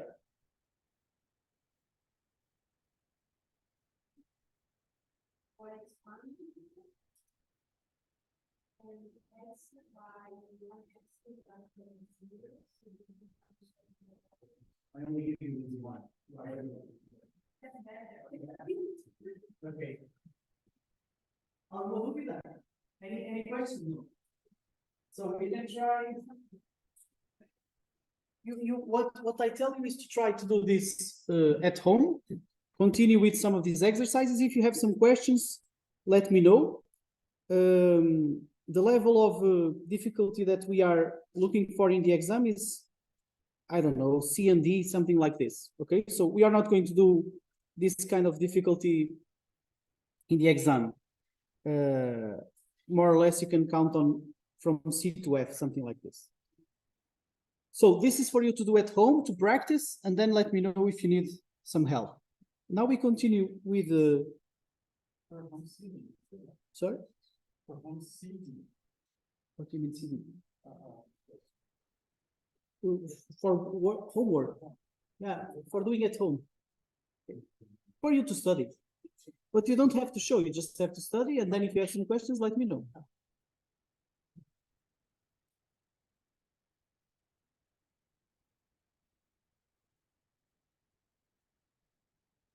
Okay, now. So for example, for you to know, we have here an example of an exam. So I can try to do this one for you. let's see. To simplify this one. So that would be, let's do A. So that's not x times x plus y plus not z, not z times z y. Okay. So we can do this first. So we would get something like this. This is 0. And we can do for this part a De Morgan, which means, which means this. Okay. Now we are going to continue. So that's not xy plus big one there. Now we are going to put this one inside. So if we have a sum, that means we are going to get a multiplication of the negation of the parcels. So z was not z becomes z. And then zy becomes not zy. Okay. If we continue, we obtain not xy plus z times. Now we have to do this negation here inside. So it's a multiplication, that means it will result in a sum of not z, not y, right? Now, if we continue, we are again, now we have to do this multiplication. So z not z times z not y. This is 0 once again. So if we continue, this is not xy plus not z not y. Again, we are going to do the Morgan in there. So not xy plus, it is going to become a sum. It's going to be not z and y. Okay. We can even go further by combining this with this. And it becomes,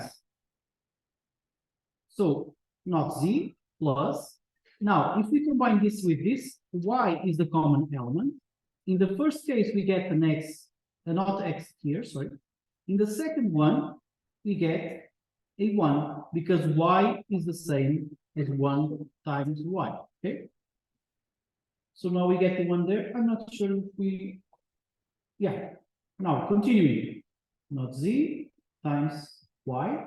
Now, you can say not x and true, or sorry, not x or true. I'm talking about what's inside the parentheses. Not x or true. It can be only true. So true will absorb the not x. So in the end, this is like this. Okay? I think that would be the solution for this case. Any questions? So you can try the other one at home. See if you can do it.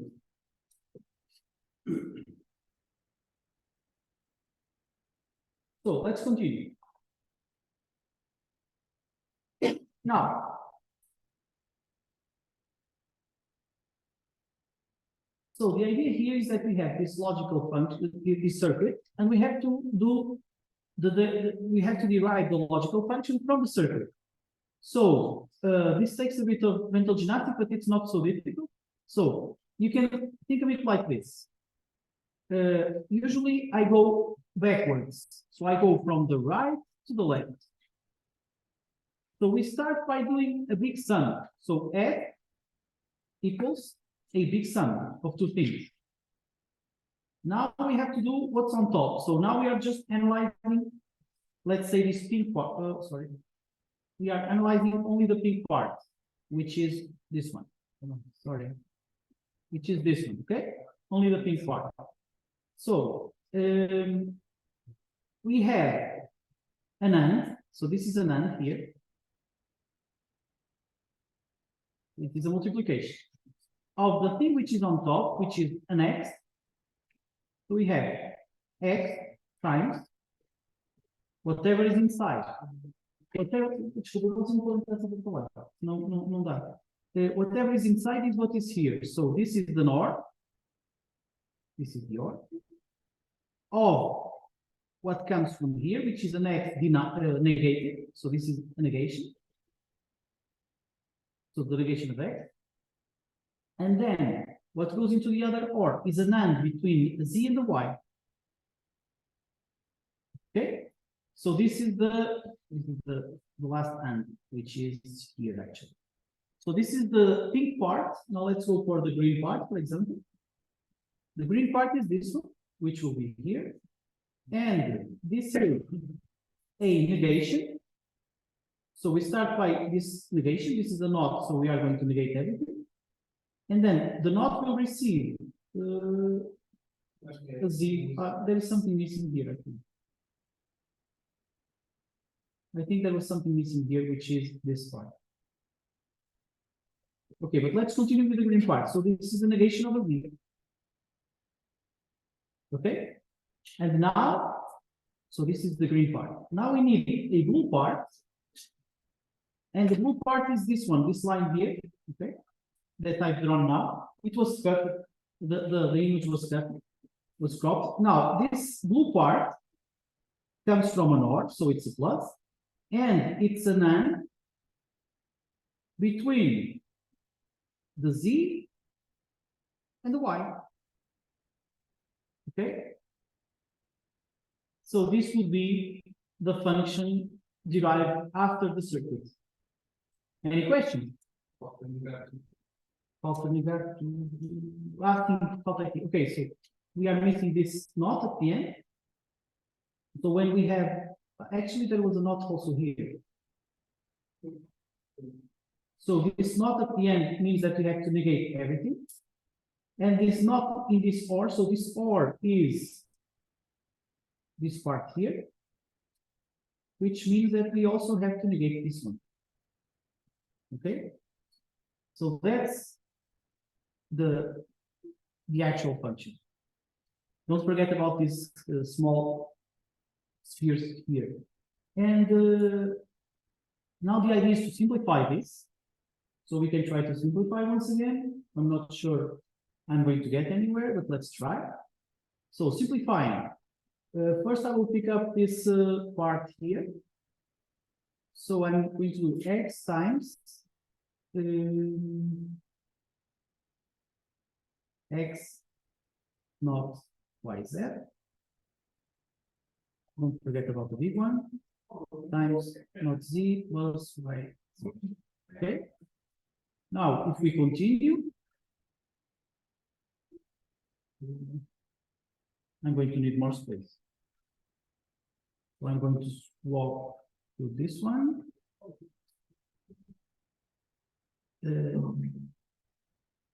Image, gallery, here, done. Okay, so here we were. Let me just crop this a little bit. So we were here, right? And continuing. So now we still have to take care of this one. So I'm going to leave everything else the same and continue with that. So a big negation, then X times not Y plus not Z plus not Z plus YZ. So X times X not Y plus X not Z. Again, the big negation, I always forget about it. Plus not Z plus YZ. Now we multiply X is going to be like this.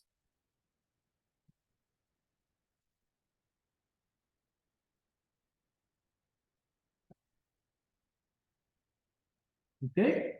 Now x not y is the same as xy because you can have both replaced by a single variable. So two variables which are the same can be replaced by only one.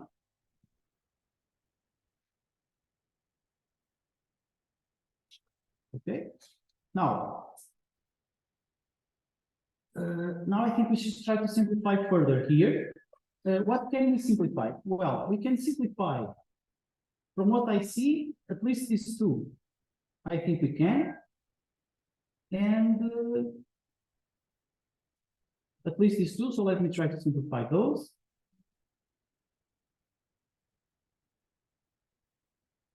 So that would be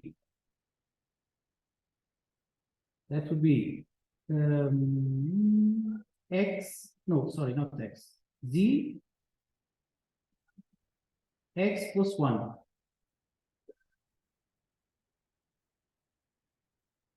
So that means that x plus 1 is the same as 1, which is the same as not z. So in the end, we get x not y plus not z plus y z not negative. And I think we can still do something with this one using the Morgan. So let's try it here on the side. So not z plus y z negative equals z plus the negation of y plus z. No, sorry. Plus the negation of yz. Only one negation. No. This is times, right? Now, big negation. We have z times not y plus not z. Finally, we do the multiplication and we have z not y plus z not z, which will be 1, which will be 0, sorry. That means it's z not y, which now, if we simplify further, will result in not z plus y, okay? So that part is not z plus y, which means that we can do this. Okay. So now if we continue, we can put together this one and this one. Oh, no. Yes, again, we can put those two together. Let's call it, let's do it in orange. YZ. And in orange, we are going to combine this with this. But no, I don't think it works. Not these two, sorry. Okay, so if we combine these two, it's more or less the same, but I will do it anyways, so we can practice. So it's going to be z times yz negative, which results in z times not y plus. Não sei se é exatamente igual. Olha exatamente igual. So this is exactly the same as the previous one. So it will result in the same result. So this part here is this part here. It was just the same, which results in times not z y. Não, pera lá, eu estou a fazer outra vez o meu filho. Eu queria fazer. Onde é que está? Enganei-me. Onde é que foi? Nesta? Nesta? Onde é que está?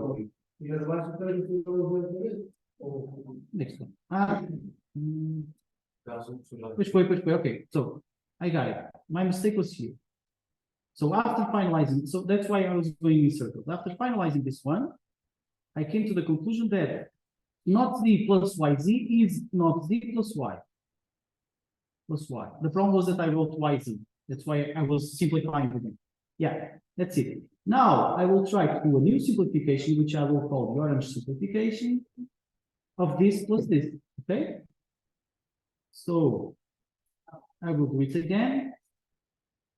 Some people prefer to do this, to memorize these expressions from these more complicated expressions. which I will show you here.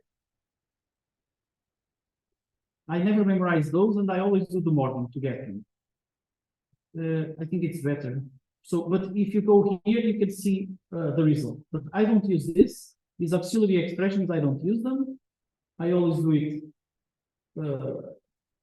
using deduction. So, again, we have not x, not y, times not y negated, which results in, I'm going to put the not y here, and inside will be not x plus y. Now we expand to have not y, not x, plus not y, y, which is 0. In the end, we get the negation of not y, not x, which is y plus x, right? So that means that we can replace that one by the negation of y plus x plus not z, right? And in the end, we can do a final De Morgan in order to get not y, not x, z. So that means that the logical circuit that we would have to do would be very different from the beginning, from the one in the start. It would be just this: an AND port of the negation of x, the negation of y, and z. Okay, that's our, I think it was x in this case. That's our logical function.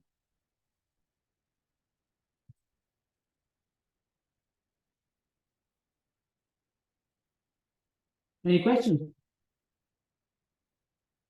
No? Okay, so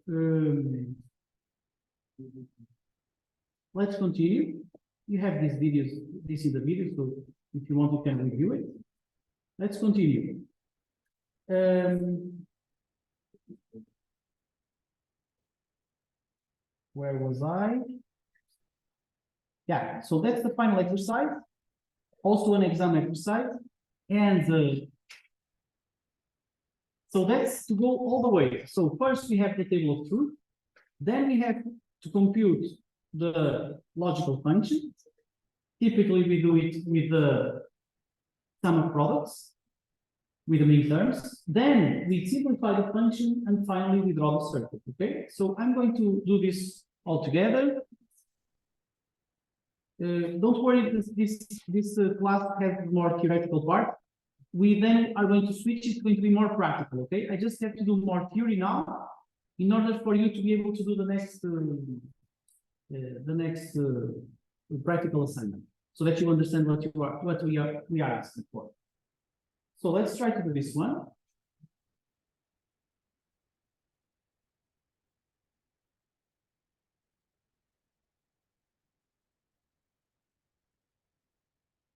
Okay, so starting from the table of truth, here we have it. So now we are going to use the sum of products, which means that we are going to use mean terms. So which mean terms are we interested in? We are interested in mean term 0, because that's where the function is 1. 0, 1, 2, mean term 3, mean term 4, 5, mean term 6, and mean term 7, right? So our function f will be the sum of ym, which will be m0 times plus m3 plus m4 plus m6 plus m7. Now, we can start deriving each one of those. So m0 will be so x is negative, so not x, not y, not z, plus, that's the first product, which corresponds to mean term 0. Mean term 3 is not x, y, z. Mean term 4 is x, not y, not z. Mean term 6 is x, y, not z. And finally, mean term 7 is x, y, z. Okay? So this is the first step to get the function, logical function, after the table of two. Second step, the tricky part. That's to simplify. Once again, that's the tricky part. So we can try to simplify here by doing, for example, we know that if we combine this and this, we are going to lose the x. We can also try to combine. Diga.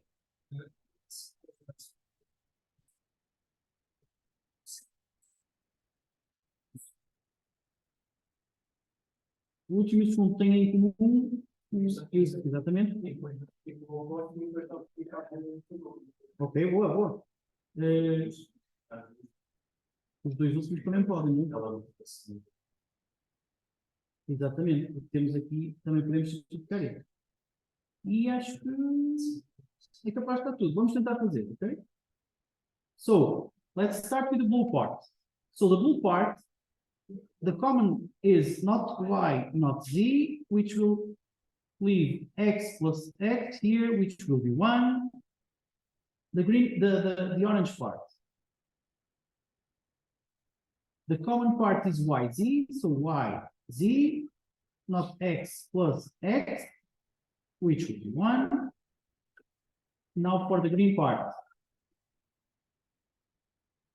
So for the green, you know that from before, you know that we can actually multiply this. So this is the same as having xyz plus xyz. That's why we can use one for the green and the other for the orange.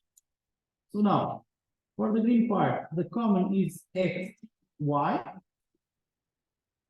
which means not z plus z, which is 1. So now let's write what we have and then we try to simplify again.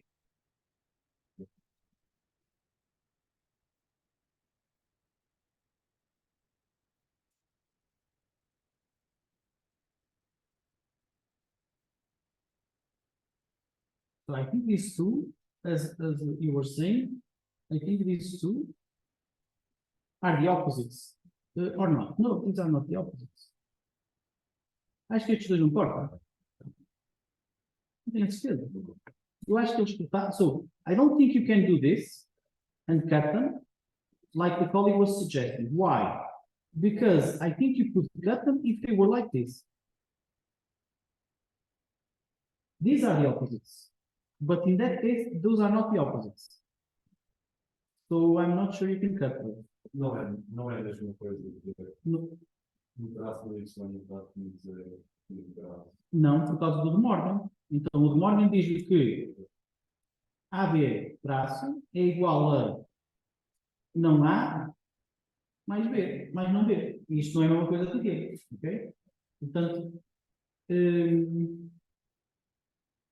so I think this is the end of the simplification. So I think this is as simple as you can get. Once again, I'm not sure, I'm never sure. But let's assume this is the most simplified version that you can get, okay? So now we have to draw the circuit. So now, let's draw the circuit. We have, so again, we try to go from right to left. First, we have a couple of ORs with, so one big OR with 3 inputs. So one OR, this is an OR, you know, with 3 inputs. Actually, with 3 inputs. The first, let's call it the green input, will come from an AND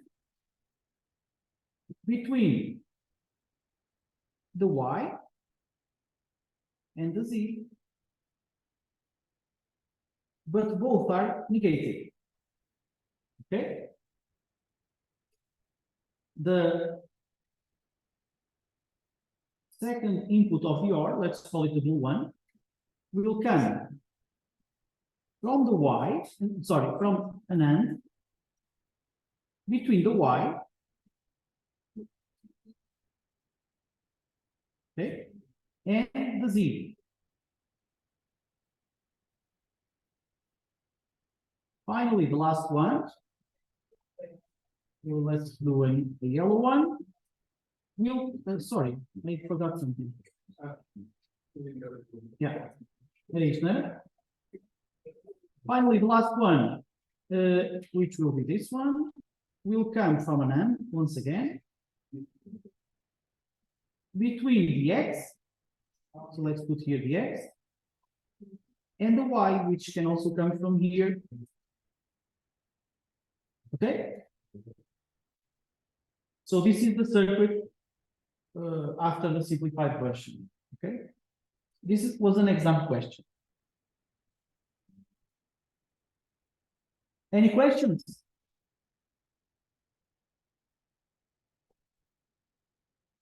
So the main message, although you will have to do some of these exercises in the exam.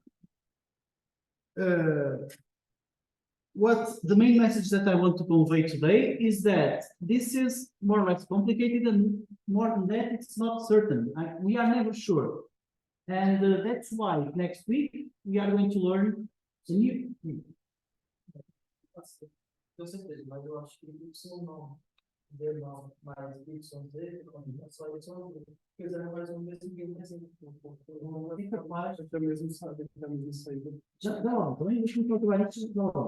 So I was saying that the message that I wanted to convey was that this is fairly complex to do. You are never sure if it's already the most simplified version. So the Boolean algebra is not the best way. We are going to learn a new technique next week, which makes things much easier, which are the kernel maps. Okay, so we are going to use kernel maps to do exactly this, the simplification of logical functions, which is a procedure that is straightforward, doesn't have uncertainties, and it's much easier. After this theoretical part, we are going to work a bit on what I was trying to show you last week, which was how to do a program, a very simple one, and testing it on simulation. But before that, the colleagues here stated they know how to do to simplify this further. So let's try to see how they can do it. So, então, não y, não z, mais yz, mais x, y, né? É importante. Let's see if they can help us. Perhaps there is a way to simplify this. Not y, not z, plus yz.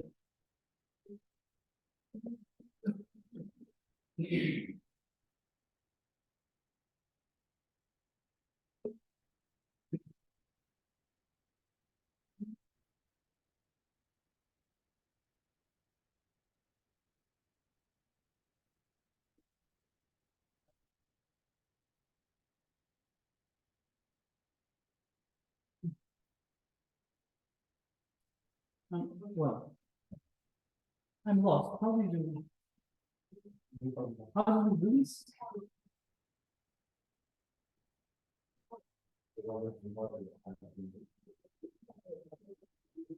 Let me introduce.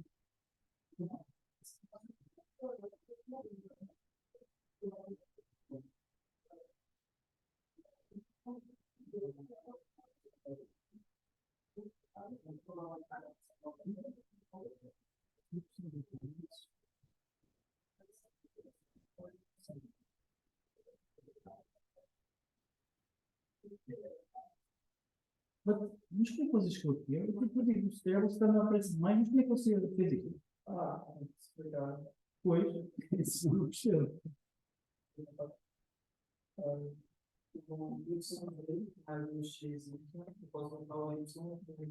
Bom, ok. Então, Vou passar. Z Mais x. mais x. Isso, ok, isso percebi. Ainda falta mais, não, isso não tem. E aí eu vou repetir. Ok, fixe.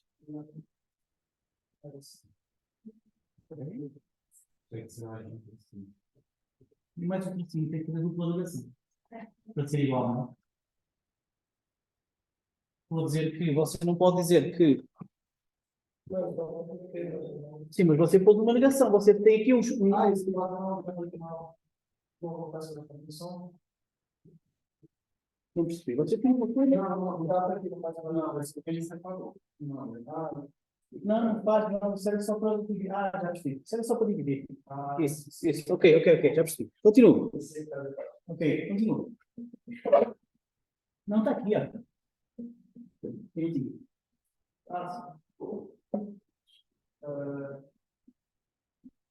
Eu posso pensar agora.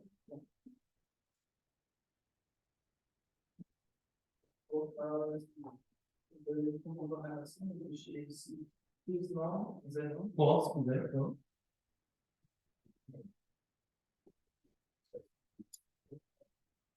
Faça tudo, depois nos outros. Continua a escrever o jogo, faço isso. Só para não podermos ganhar.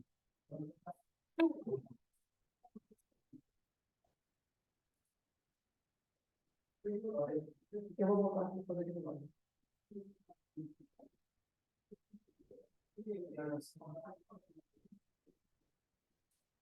Não é isso que são velhos, não são assim. Isso, boa.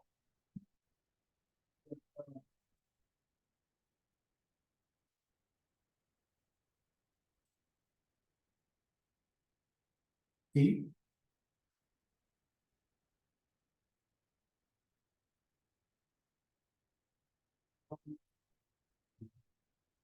Volto para trás. A questão é que não consegue simplificar. Mas a questão é que isto não está mais simplificado. Acho que não dá. Eu acho que não dá. Eu acho que não. Você não chegou no final. Nós é que já tínhamos chegado no final. O que você fez aqui não foi simplificado, você completou. Está a perceber? Sim, exato. Diga, Miguel, tem alguma solução para ver? Não tem aqui solução para isto. É só não y não ser mais y, isso não é. Não é um por causa disto. Se eu disser, vamos dizer AB mais AB negado. Isto é 1. Isto aqui realmente é igual a 1.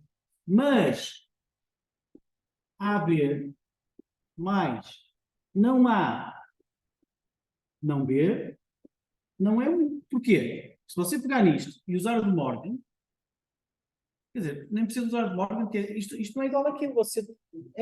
Isto não está tudo negado, está negado parcialmente. Portanto, não é a mesma coisa. Ok? Pronto, acho que estamos. Então.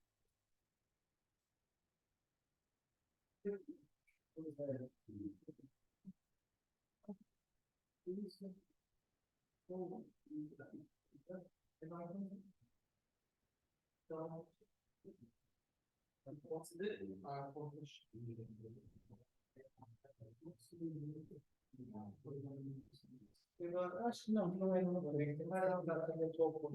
Acho que não dá. Acho que não dá. Tinha que ser exatamente o oposto. É o que eu estou a explicar ali.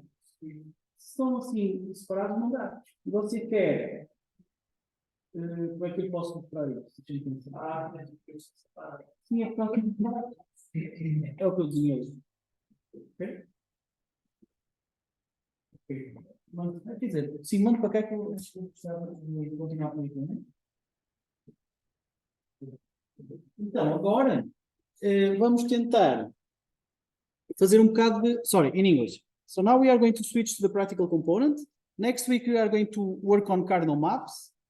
For this week, what I ask in terms of theory is that you study a little bit of this Boolean algebra and how to simplify functions. You have some exercises to try them out at home. Now let's try to do some practical components. How can we do it? I'm going to share my computer screen, not the tablet. And now, you remember from last week that I had installed the VirtualBox with a virtual machine Windows 10 TIA portal. So this already gives me TIA Portal version 15, which is mandatory to use. And now, so just so I have a feeling, who doesn't still have TIA Portal and this virtual machine working? You don't yet?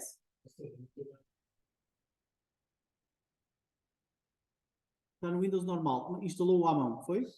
E foi o V15? É que se não for... Pronto, mas se não for o V15 dá bronca. Porquê? Porque depois quando descarregar para o PLC tem que mudar o firmware, e mudar o firmware demora 40 minutos, e depois vem uma turma a seguir que tem que mudar o firmware outra vez para a V15 e demora mais uma hora. Está a perceber? Portanto, isso é importante. De resto, se você instala... Quanto tempo demorou a instalar?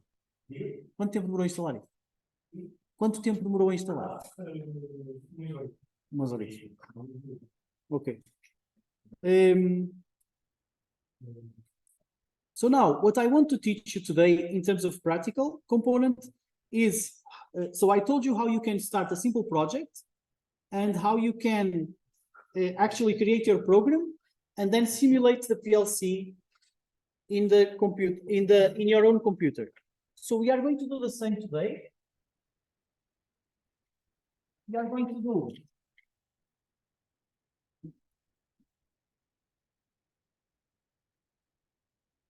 something like this. So again, we have our laptop. And what we usually have is a PLC with which we communicate through Ethernet, whatever. So this will be the PLC. And what we learned is that we can have our TIA Portal program.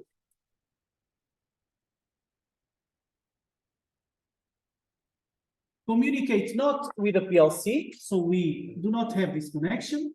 Instead, we created a program here, which is the PLC simulator with which TIA Portal communicates. So we replace this connection with a simulated version of the PLC.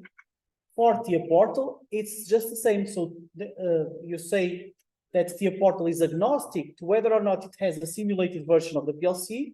So it just sends the code and waits for the replies as if it was communicating with a real PLC. Now, we don't have a single equipment, as I've told you last week. We have two equipments. We have a PLC and also a graphical console, okay? What we are going to do is also simulate a graphical console. So instead of having here an HMI, HMI stands for Human Machine Interface, which is where you draw your stuff. So this is another equipment. In the real world, if you were doing the real connection, you would have to communicate with the PLC and also with the HMI. Or actually, you would have some communication between the PLC and the HMI.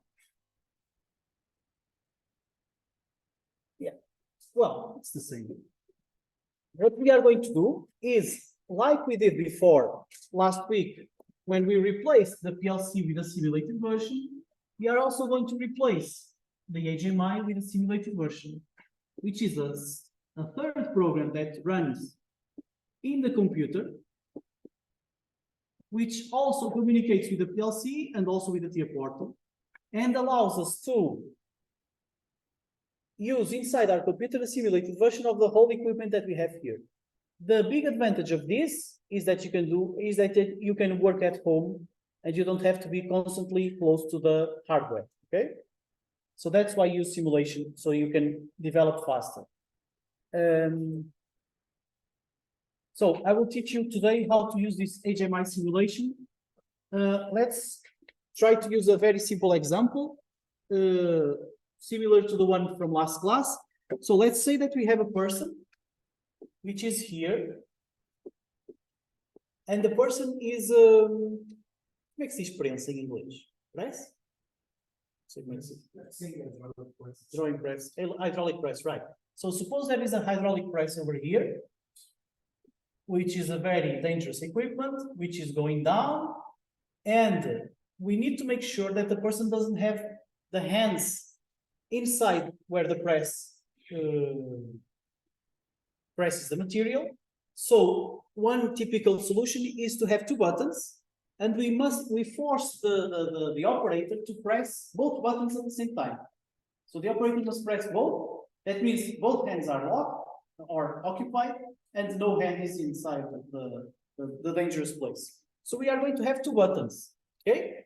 So let's call it button 1, B1, and button 2, B2.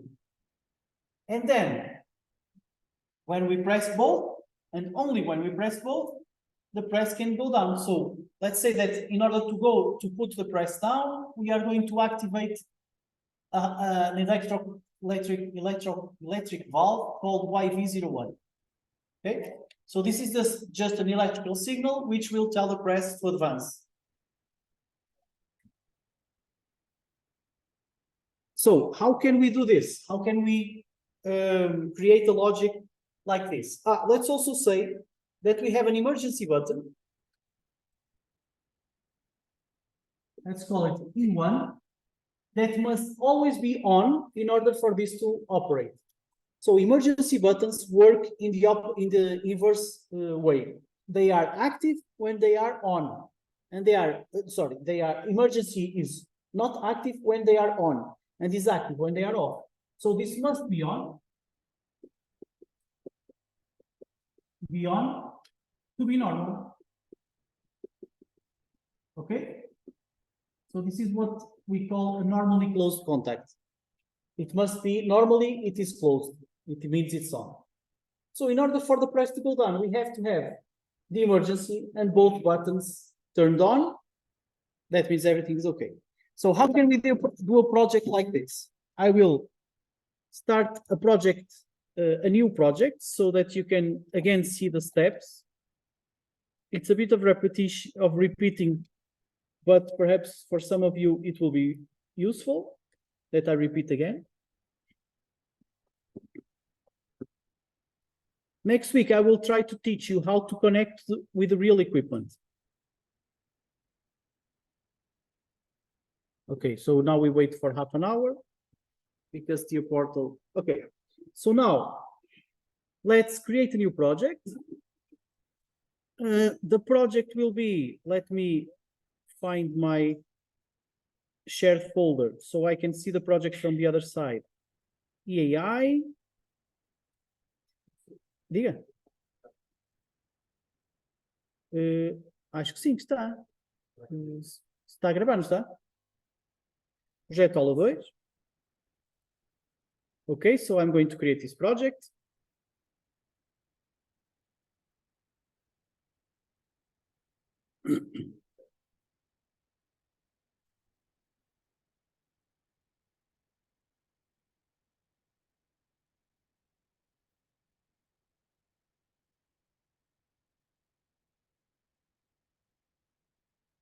Okay, now we have a project. Now we have to configure a device.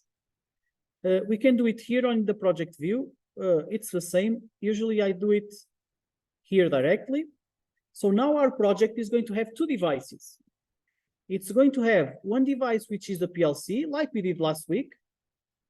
So we have to add a new device, which is a controller, schematic comfort panel. No, I want controllers. Schematic asset 1200, and this is a 1214 ACDC era, acho que é, deixa eu ver. 12 ACDC RLY, mas isto é um 1212, ou o vosso é o 1214? Pois é que o meu é diferente. 1214 ACDC RLY, não é? Okay, so this is the reference. If you don't know this reference by heart, you don't have to. It's written in your PLCs. And also you can go to the practical lesson from last week. So introduction to hardware and software. And you have here the reference. So you can just go here. Here. So here it tells you what to choose, okay? So again, I'm going to choose the third option. That's the option that we have. Add, okay? So now we have a PLC in our TIA portal project. Can you please shut the door down? Thanks.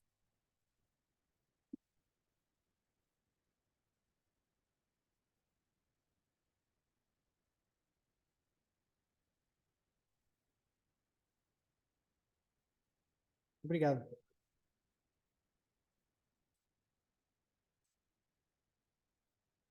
Okay, so now we have one device, which is a PLC. We need a second device, which is an HMI. So we go to devices and networks. And we add a new device. Add new device, okay? So now we need to add our graphical console, which is HMI. And now we have to search for the reference, which again is in the PDFs from last week's class. So let's search for it.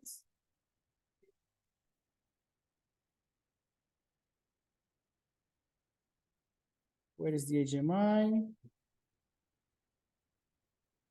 It's here in the bottom. Okay, so reference is this one on the bottom, and you have to, let me try to zoom in. So basic panel, 7 inches, KPT 700 basic, and then the only option. Okay, again, basic panel, 7 inches, basic, and the only option. Oh, we have 2 options. It says here that we should choose the option 123 2GB03. 123 2B. Okay, so that's the second option. It's do GB, not do GA. Okay, that's it. We add this new device. We wait for half an hour. Yeah.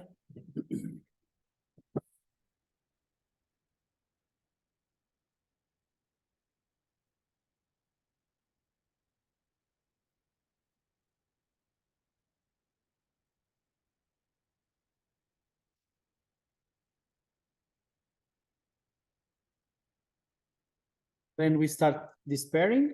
Okay, finally. Then it shows here some interface. You can complete it. This is like a wizard.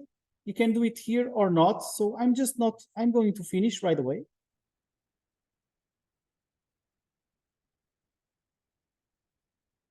And we are going to, so this is our HMI, okay? So again, if we go to devices and networks, we have our PLC and our HMI. Now we need to configure the PLC. I forgot to do it before, and I have to do it now. So for the PLC, we need to configure 2 things. The first is the communications port, in order for us to define the IP address. Again, if I'm, for example, there, it's going to be workbench number 1. That means that the IP address is 114.12, okay? That's it. Now, there is also this stuff about the, where was it? This system clock and memory. We did these 2 enables the other day. So we can also do them again.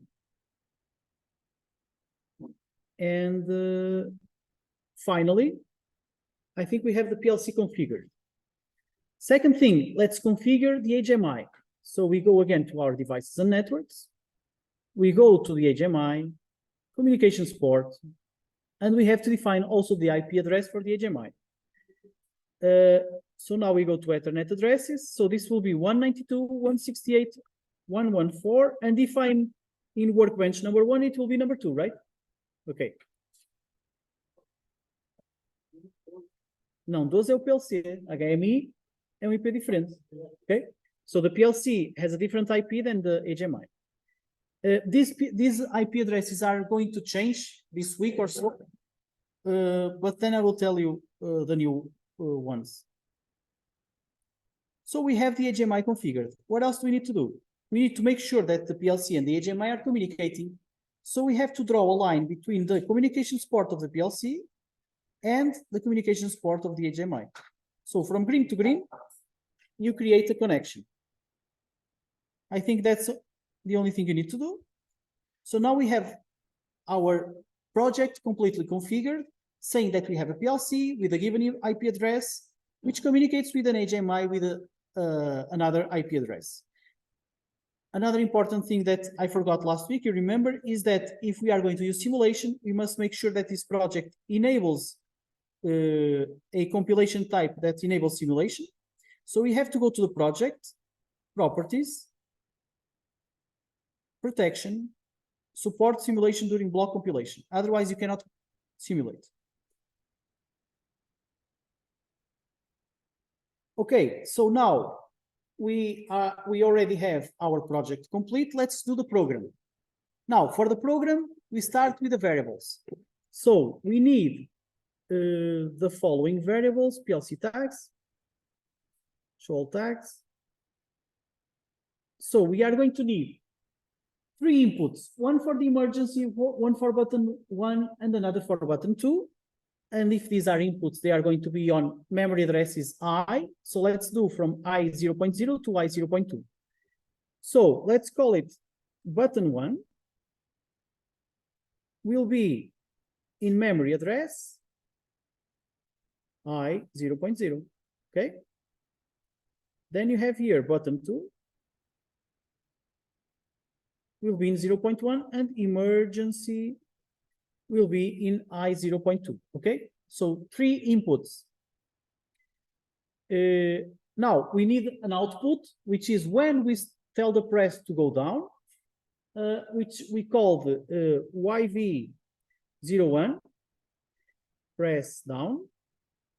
Okay, let's call it hydraulic press, H press down, and this will be an output. So if it's an output, it's a Q. And we have plenty, let's use 0.0 for simplicity. Okay, so here we have 4 variables created, which should be the ones that we need.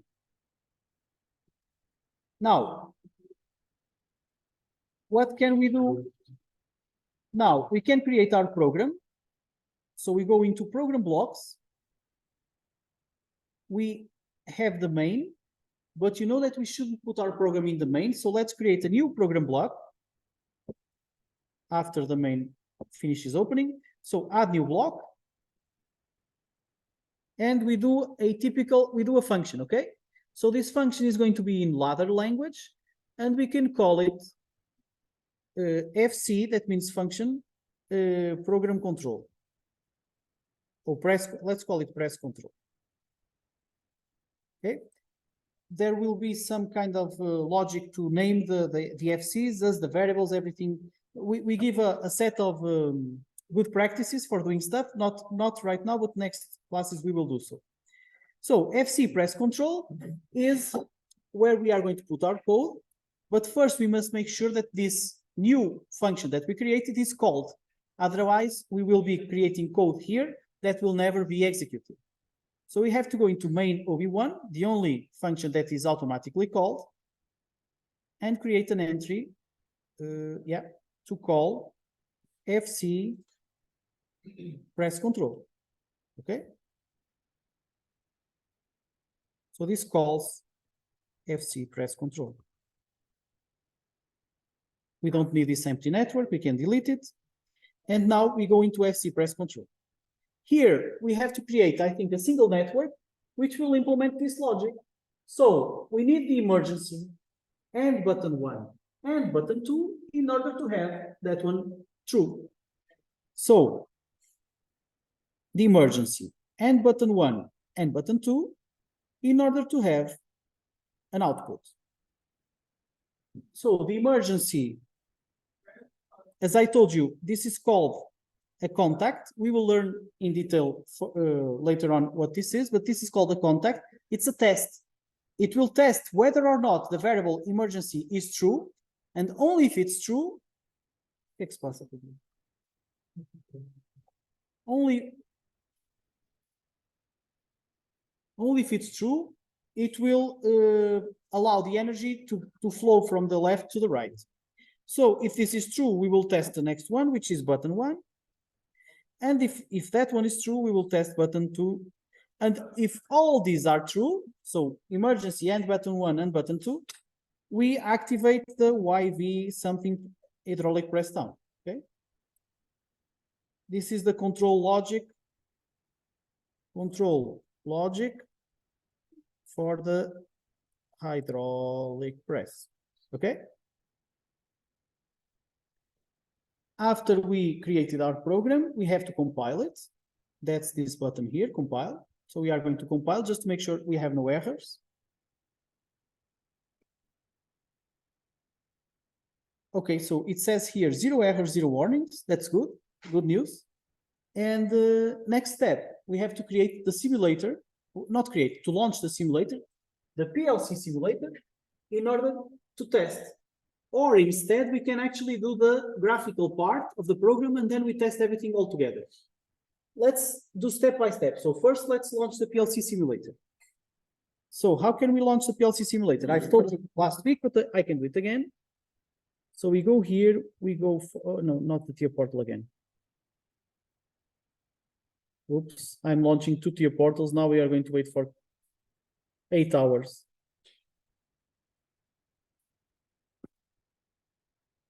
Okay, the PLC simulator started. The tier portal also started, but I'm going to shut it down. Okay, so the PLC simulator started. We have to... I don't like this small panel.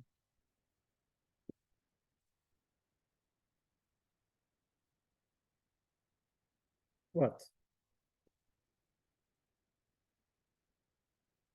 Come on. Okay. So finally, it opened. So this is the simulator of the PLC. We are going to create a new project, which we can call Aula 2, the PLC simulator, PLC sim. Okay. Create.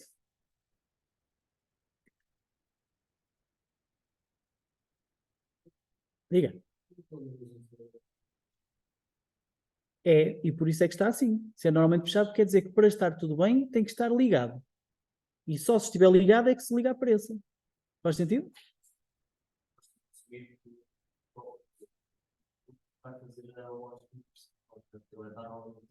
Sim, é o próprio processador que faz isso. O próprio processador, se você for ver ali a referência, eles dizem normalmente fechado. E bom, ainda tenho tempo para mostrar. Peguem um pouquinho.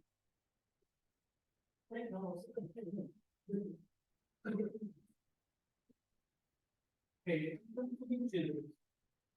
Eu estou a arrumar eu visualmente lá no dedo. E agora, se o campo que o dedo tiver a grande, está assim, aqui deve ter contactos terminais para passar a ligação de. Agora estou com o ok, agora estamos a terminar. Ou seja, está tudo bem, está a passar tudo bem, vamos lá. E se eu pegar a emergência, corta a ele, ok?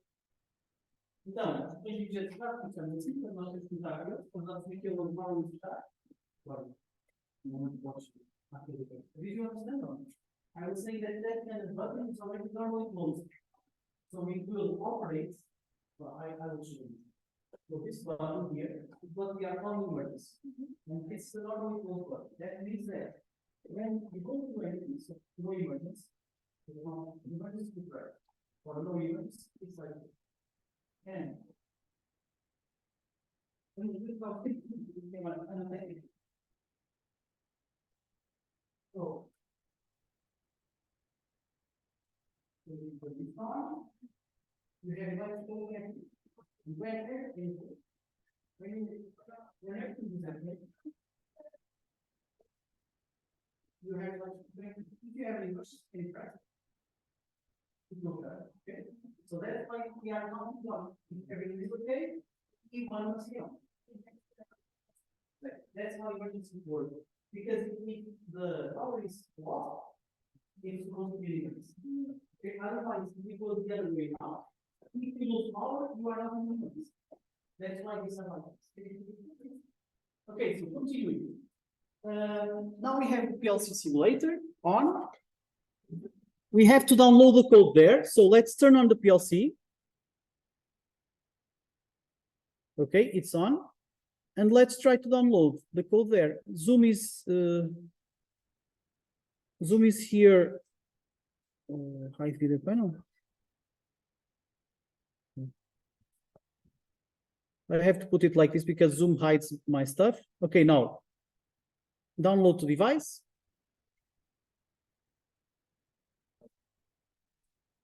We are going to select, okay, this I think it should work. No?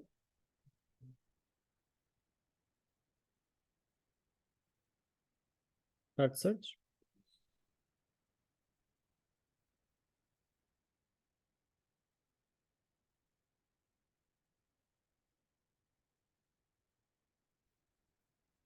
Okay, so now we load our program into the PLC simulator or the simulated PLC.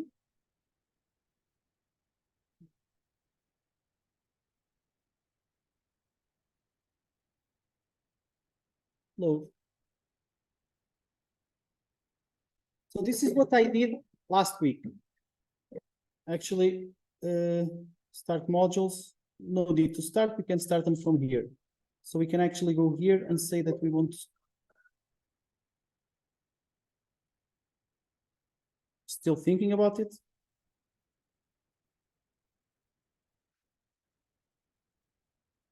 This sound is what? From the TV? I think it's sending through the HMI. Yeah. Okay, now it started compiling. Okay. Is it done already? Not yet.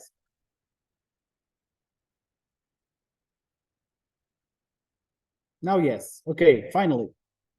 Now, to start the PLC, so we downloaded the program. That doesn't mean the program is actually running. In order to run the program, we have to put the PLC into run mode. So now the program is running, and we can actually see these tables. Where are the tables? Yeah, so sim tables. We can actually see the variables here. So let's put here button 1, button 1, button 2, so we can monitor what's happening, emergency, and also the output, YV, press down, okay? So these are the 4 variables that we have in the PLC. Right now, they are all false. If we turn on the emergency, that means everything is okay. And if we turn on both buttons, we will have HV1 press active. So that's the logical function that we had before. Now, this is what I did last week. Now, what I'm going to show you is how to do the part with the graphical programming. So I'm going to do a very simple graphical program because I don't have much time now. So if we go into the screens, we have here our root screen. So we can have more than one screen. Right now, I'm just going to do all this into this screen, okay? So what can I do here? I can do, I can add some elements. For example, this square here. Okay. So let's assume that this square will be button 1. So I can put here button 1. Okay. So this will represent in the graphical console button 1. And I will also represent in the graphical console the second button. And then I will represent also the press. Okay.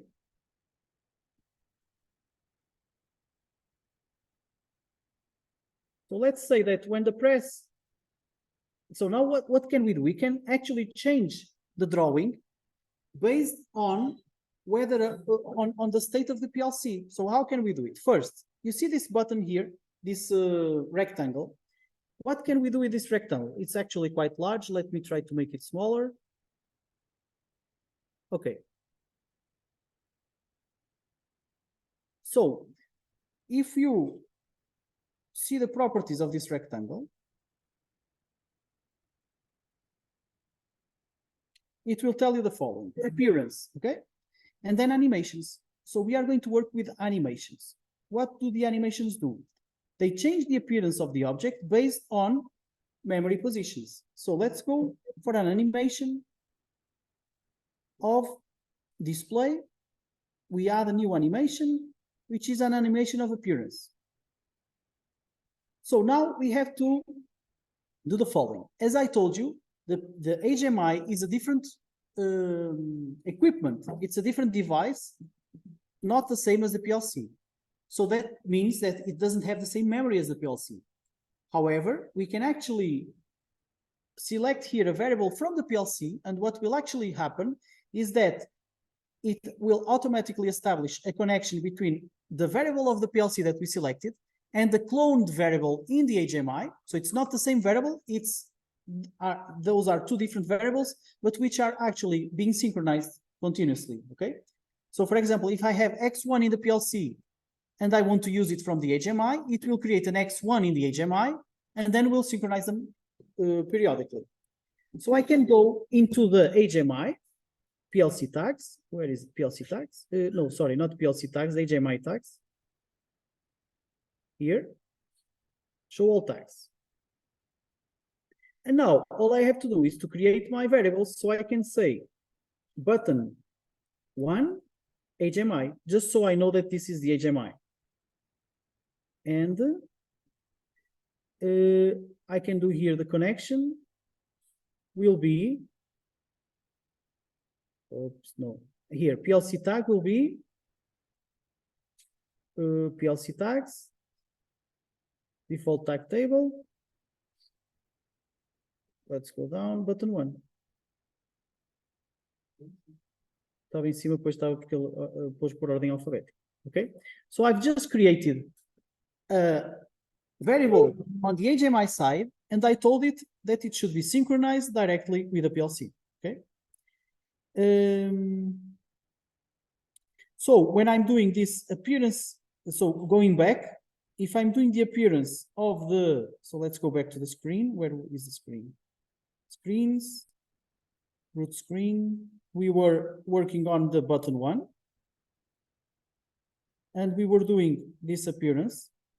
So now I'm saying, okay, so we are going to change appearance based on the variable HMI. Doesn't show. Button HMI, button 1 HMI. So this is the variable with which you are going to use in order to figure out if the value is supposed to be changed or not. So if we have a 0, that means that this is inactive. Nobody's pressing the button. So if nobody's pressing the button, let's say it continues to be gray. If this is 1, let's put the button with a different color. Let's say it's red. So that means the person is actually pressing the button, okay? We do this for button 1. We can also do this for button 2. Let's switch the text here for button 2. But we can actually do this, again, add a new animation, appearance, and now we are going to automatically create a new variable without having to go to the HMI tags to create it. So what can I do here? I go to this, I choose my PLC tags, I go to the default tag table, and I select button 2. Now, what will happen is that automatically the system is going to create a HMI variable which will map the button 2 variable in the PLC. And again, here I'm going to change the color. Okay. Actually, we can see this variable that should have been created already if we go into our HMI tags. Look, it's called button 2. See? It's not the button 2 from the PLC, but it's the one in the HMI. I could actually go here and switch the name to HMI, just to be more clear. Now, we can do a different thing for the press. We have the press here, and when it goes down, or when it's being activated, let's say that we show it a little bit down. So it's either up or down. And what we are going to do is a different animation, because we are not going to change the color of this box. We are actually going to hide it or show it based on the value. So when it's up, that means that YV01 is not activated. So we can go and add a new animation of visibility. And we say, look, the variable that we are looking for is in the PLC. It's called YV blah blah blah, press down here. Okay, and now when should I show it? I should show it when this is 0 or 0. So from 0 to 0, I'm going to show that rectangle on the top. Any questions? I'm not sure why this is not accepting. Oh, okay, it's okay. Now the rectangle on the bottom, which I'm going to put even more down, will have a similar animation where its visibility will be shown. Also in the YV blah blah blah. Now it automatically finds it because this variable was already created. And it is supposed to be shown only when I'm activating the press down. So only from 1 to 1. Okay? That's it. A very simple animation to be shown on the graphical console. So how can we see if this works? First, we have to compile the screens. So we select the screens and then we try to compile. I'm going to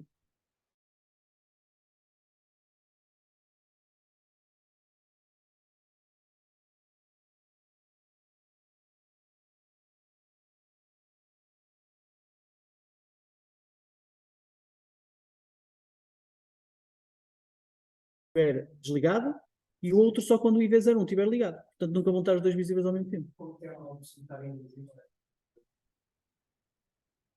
A opção de estar invisível? Como assim?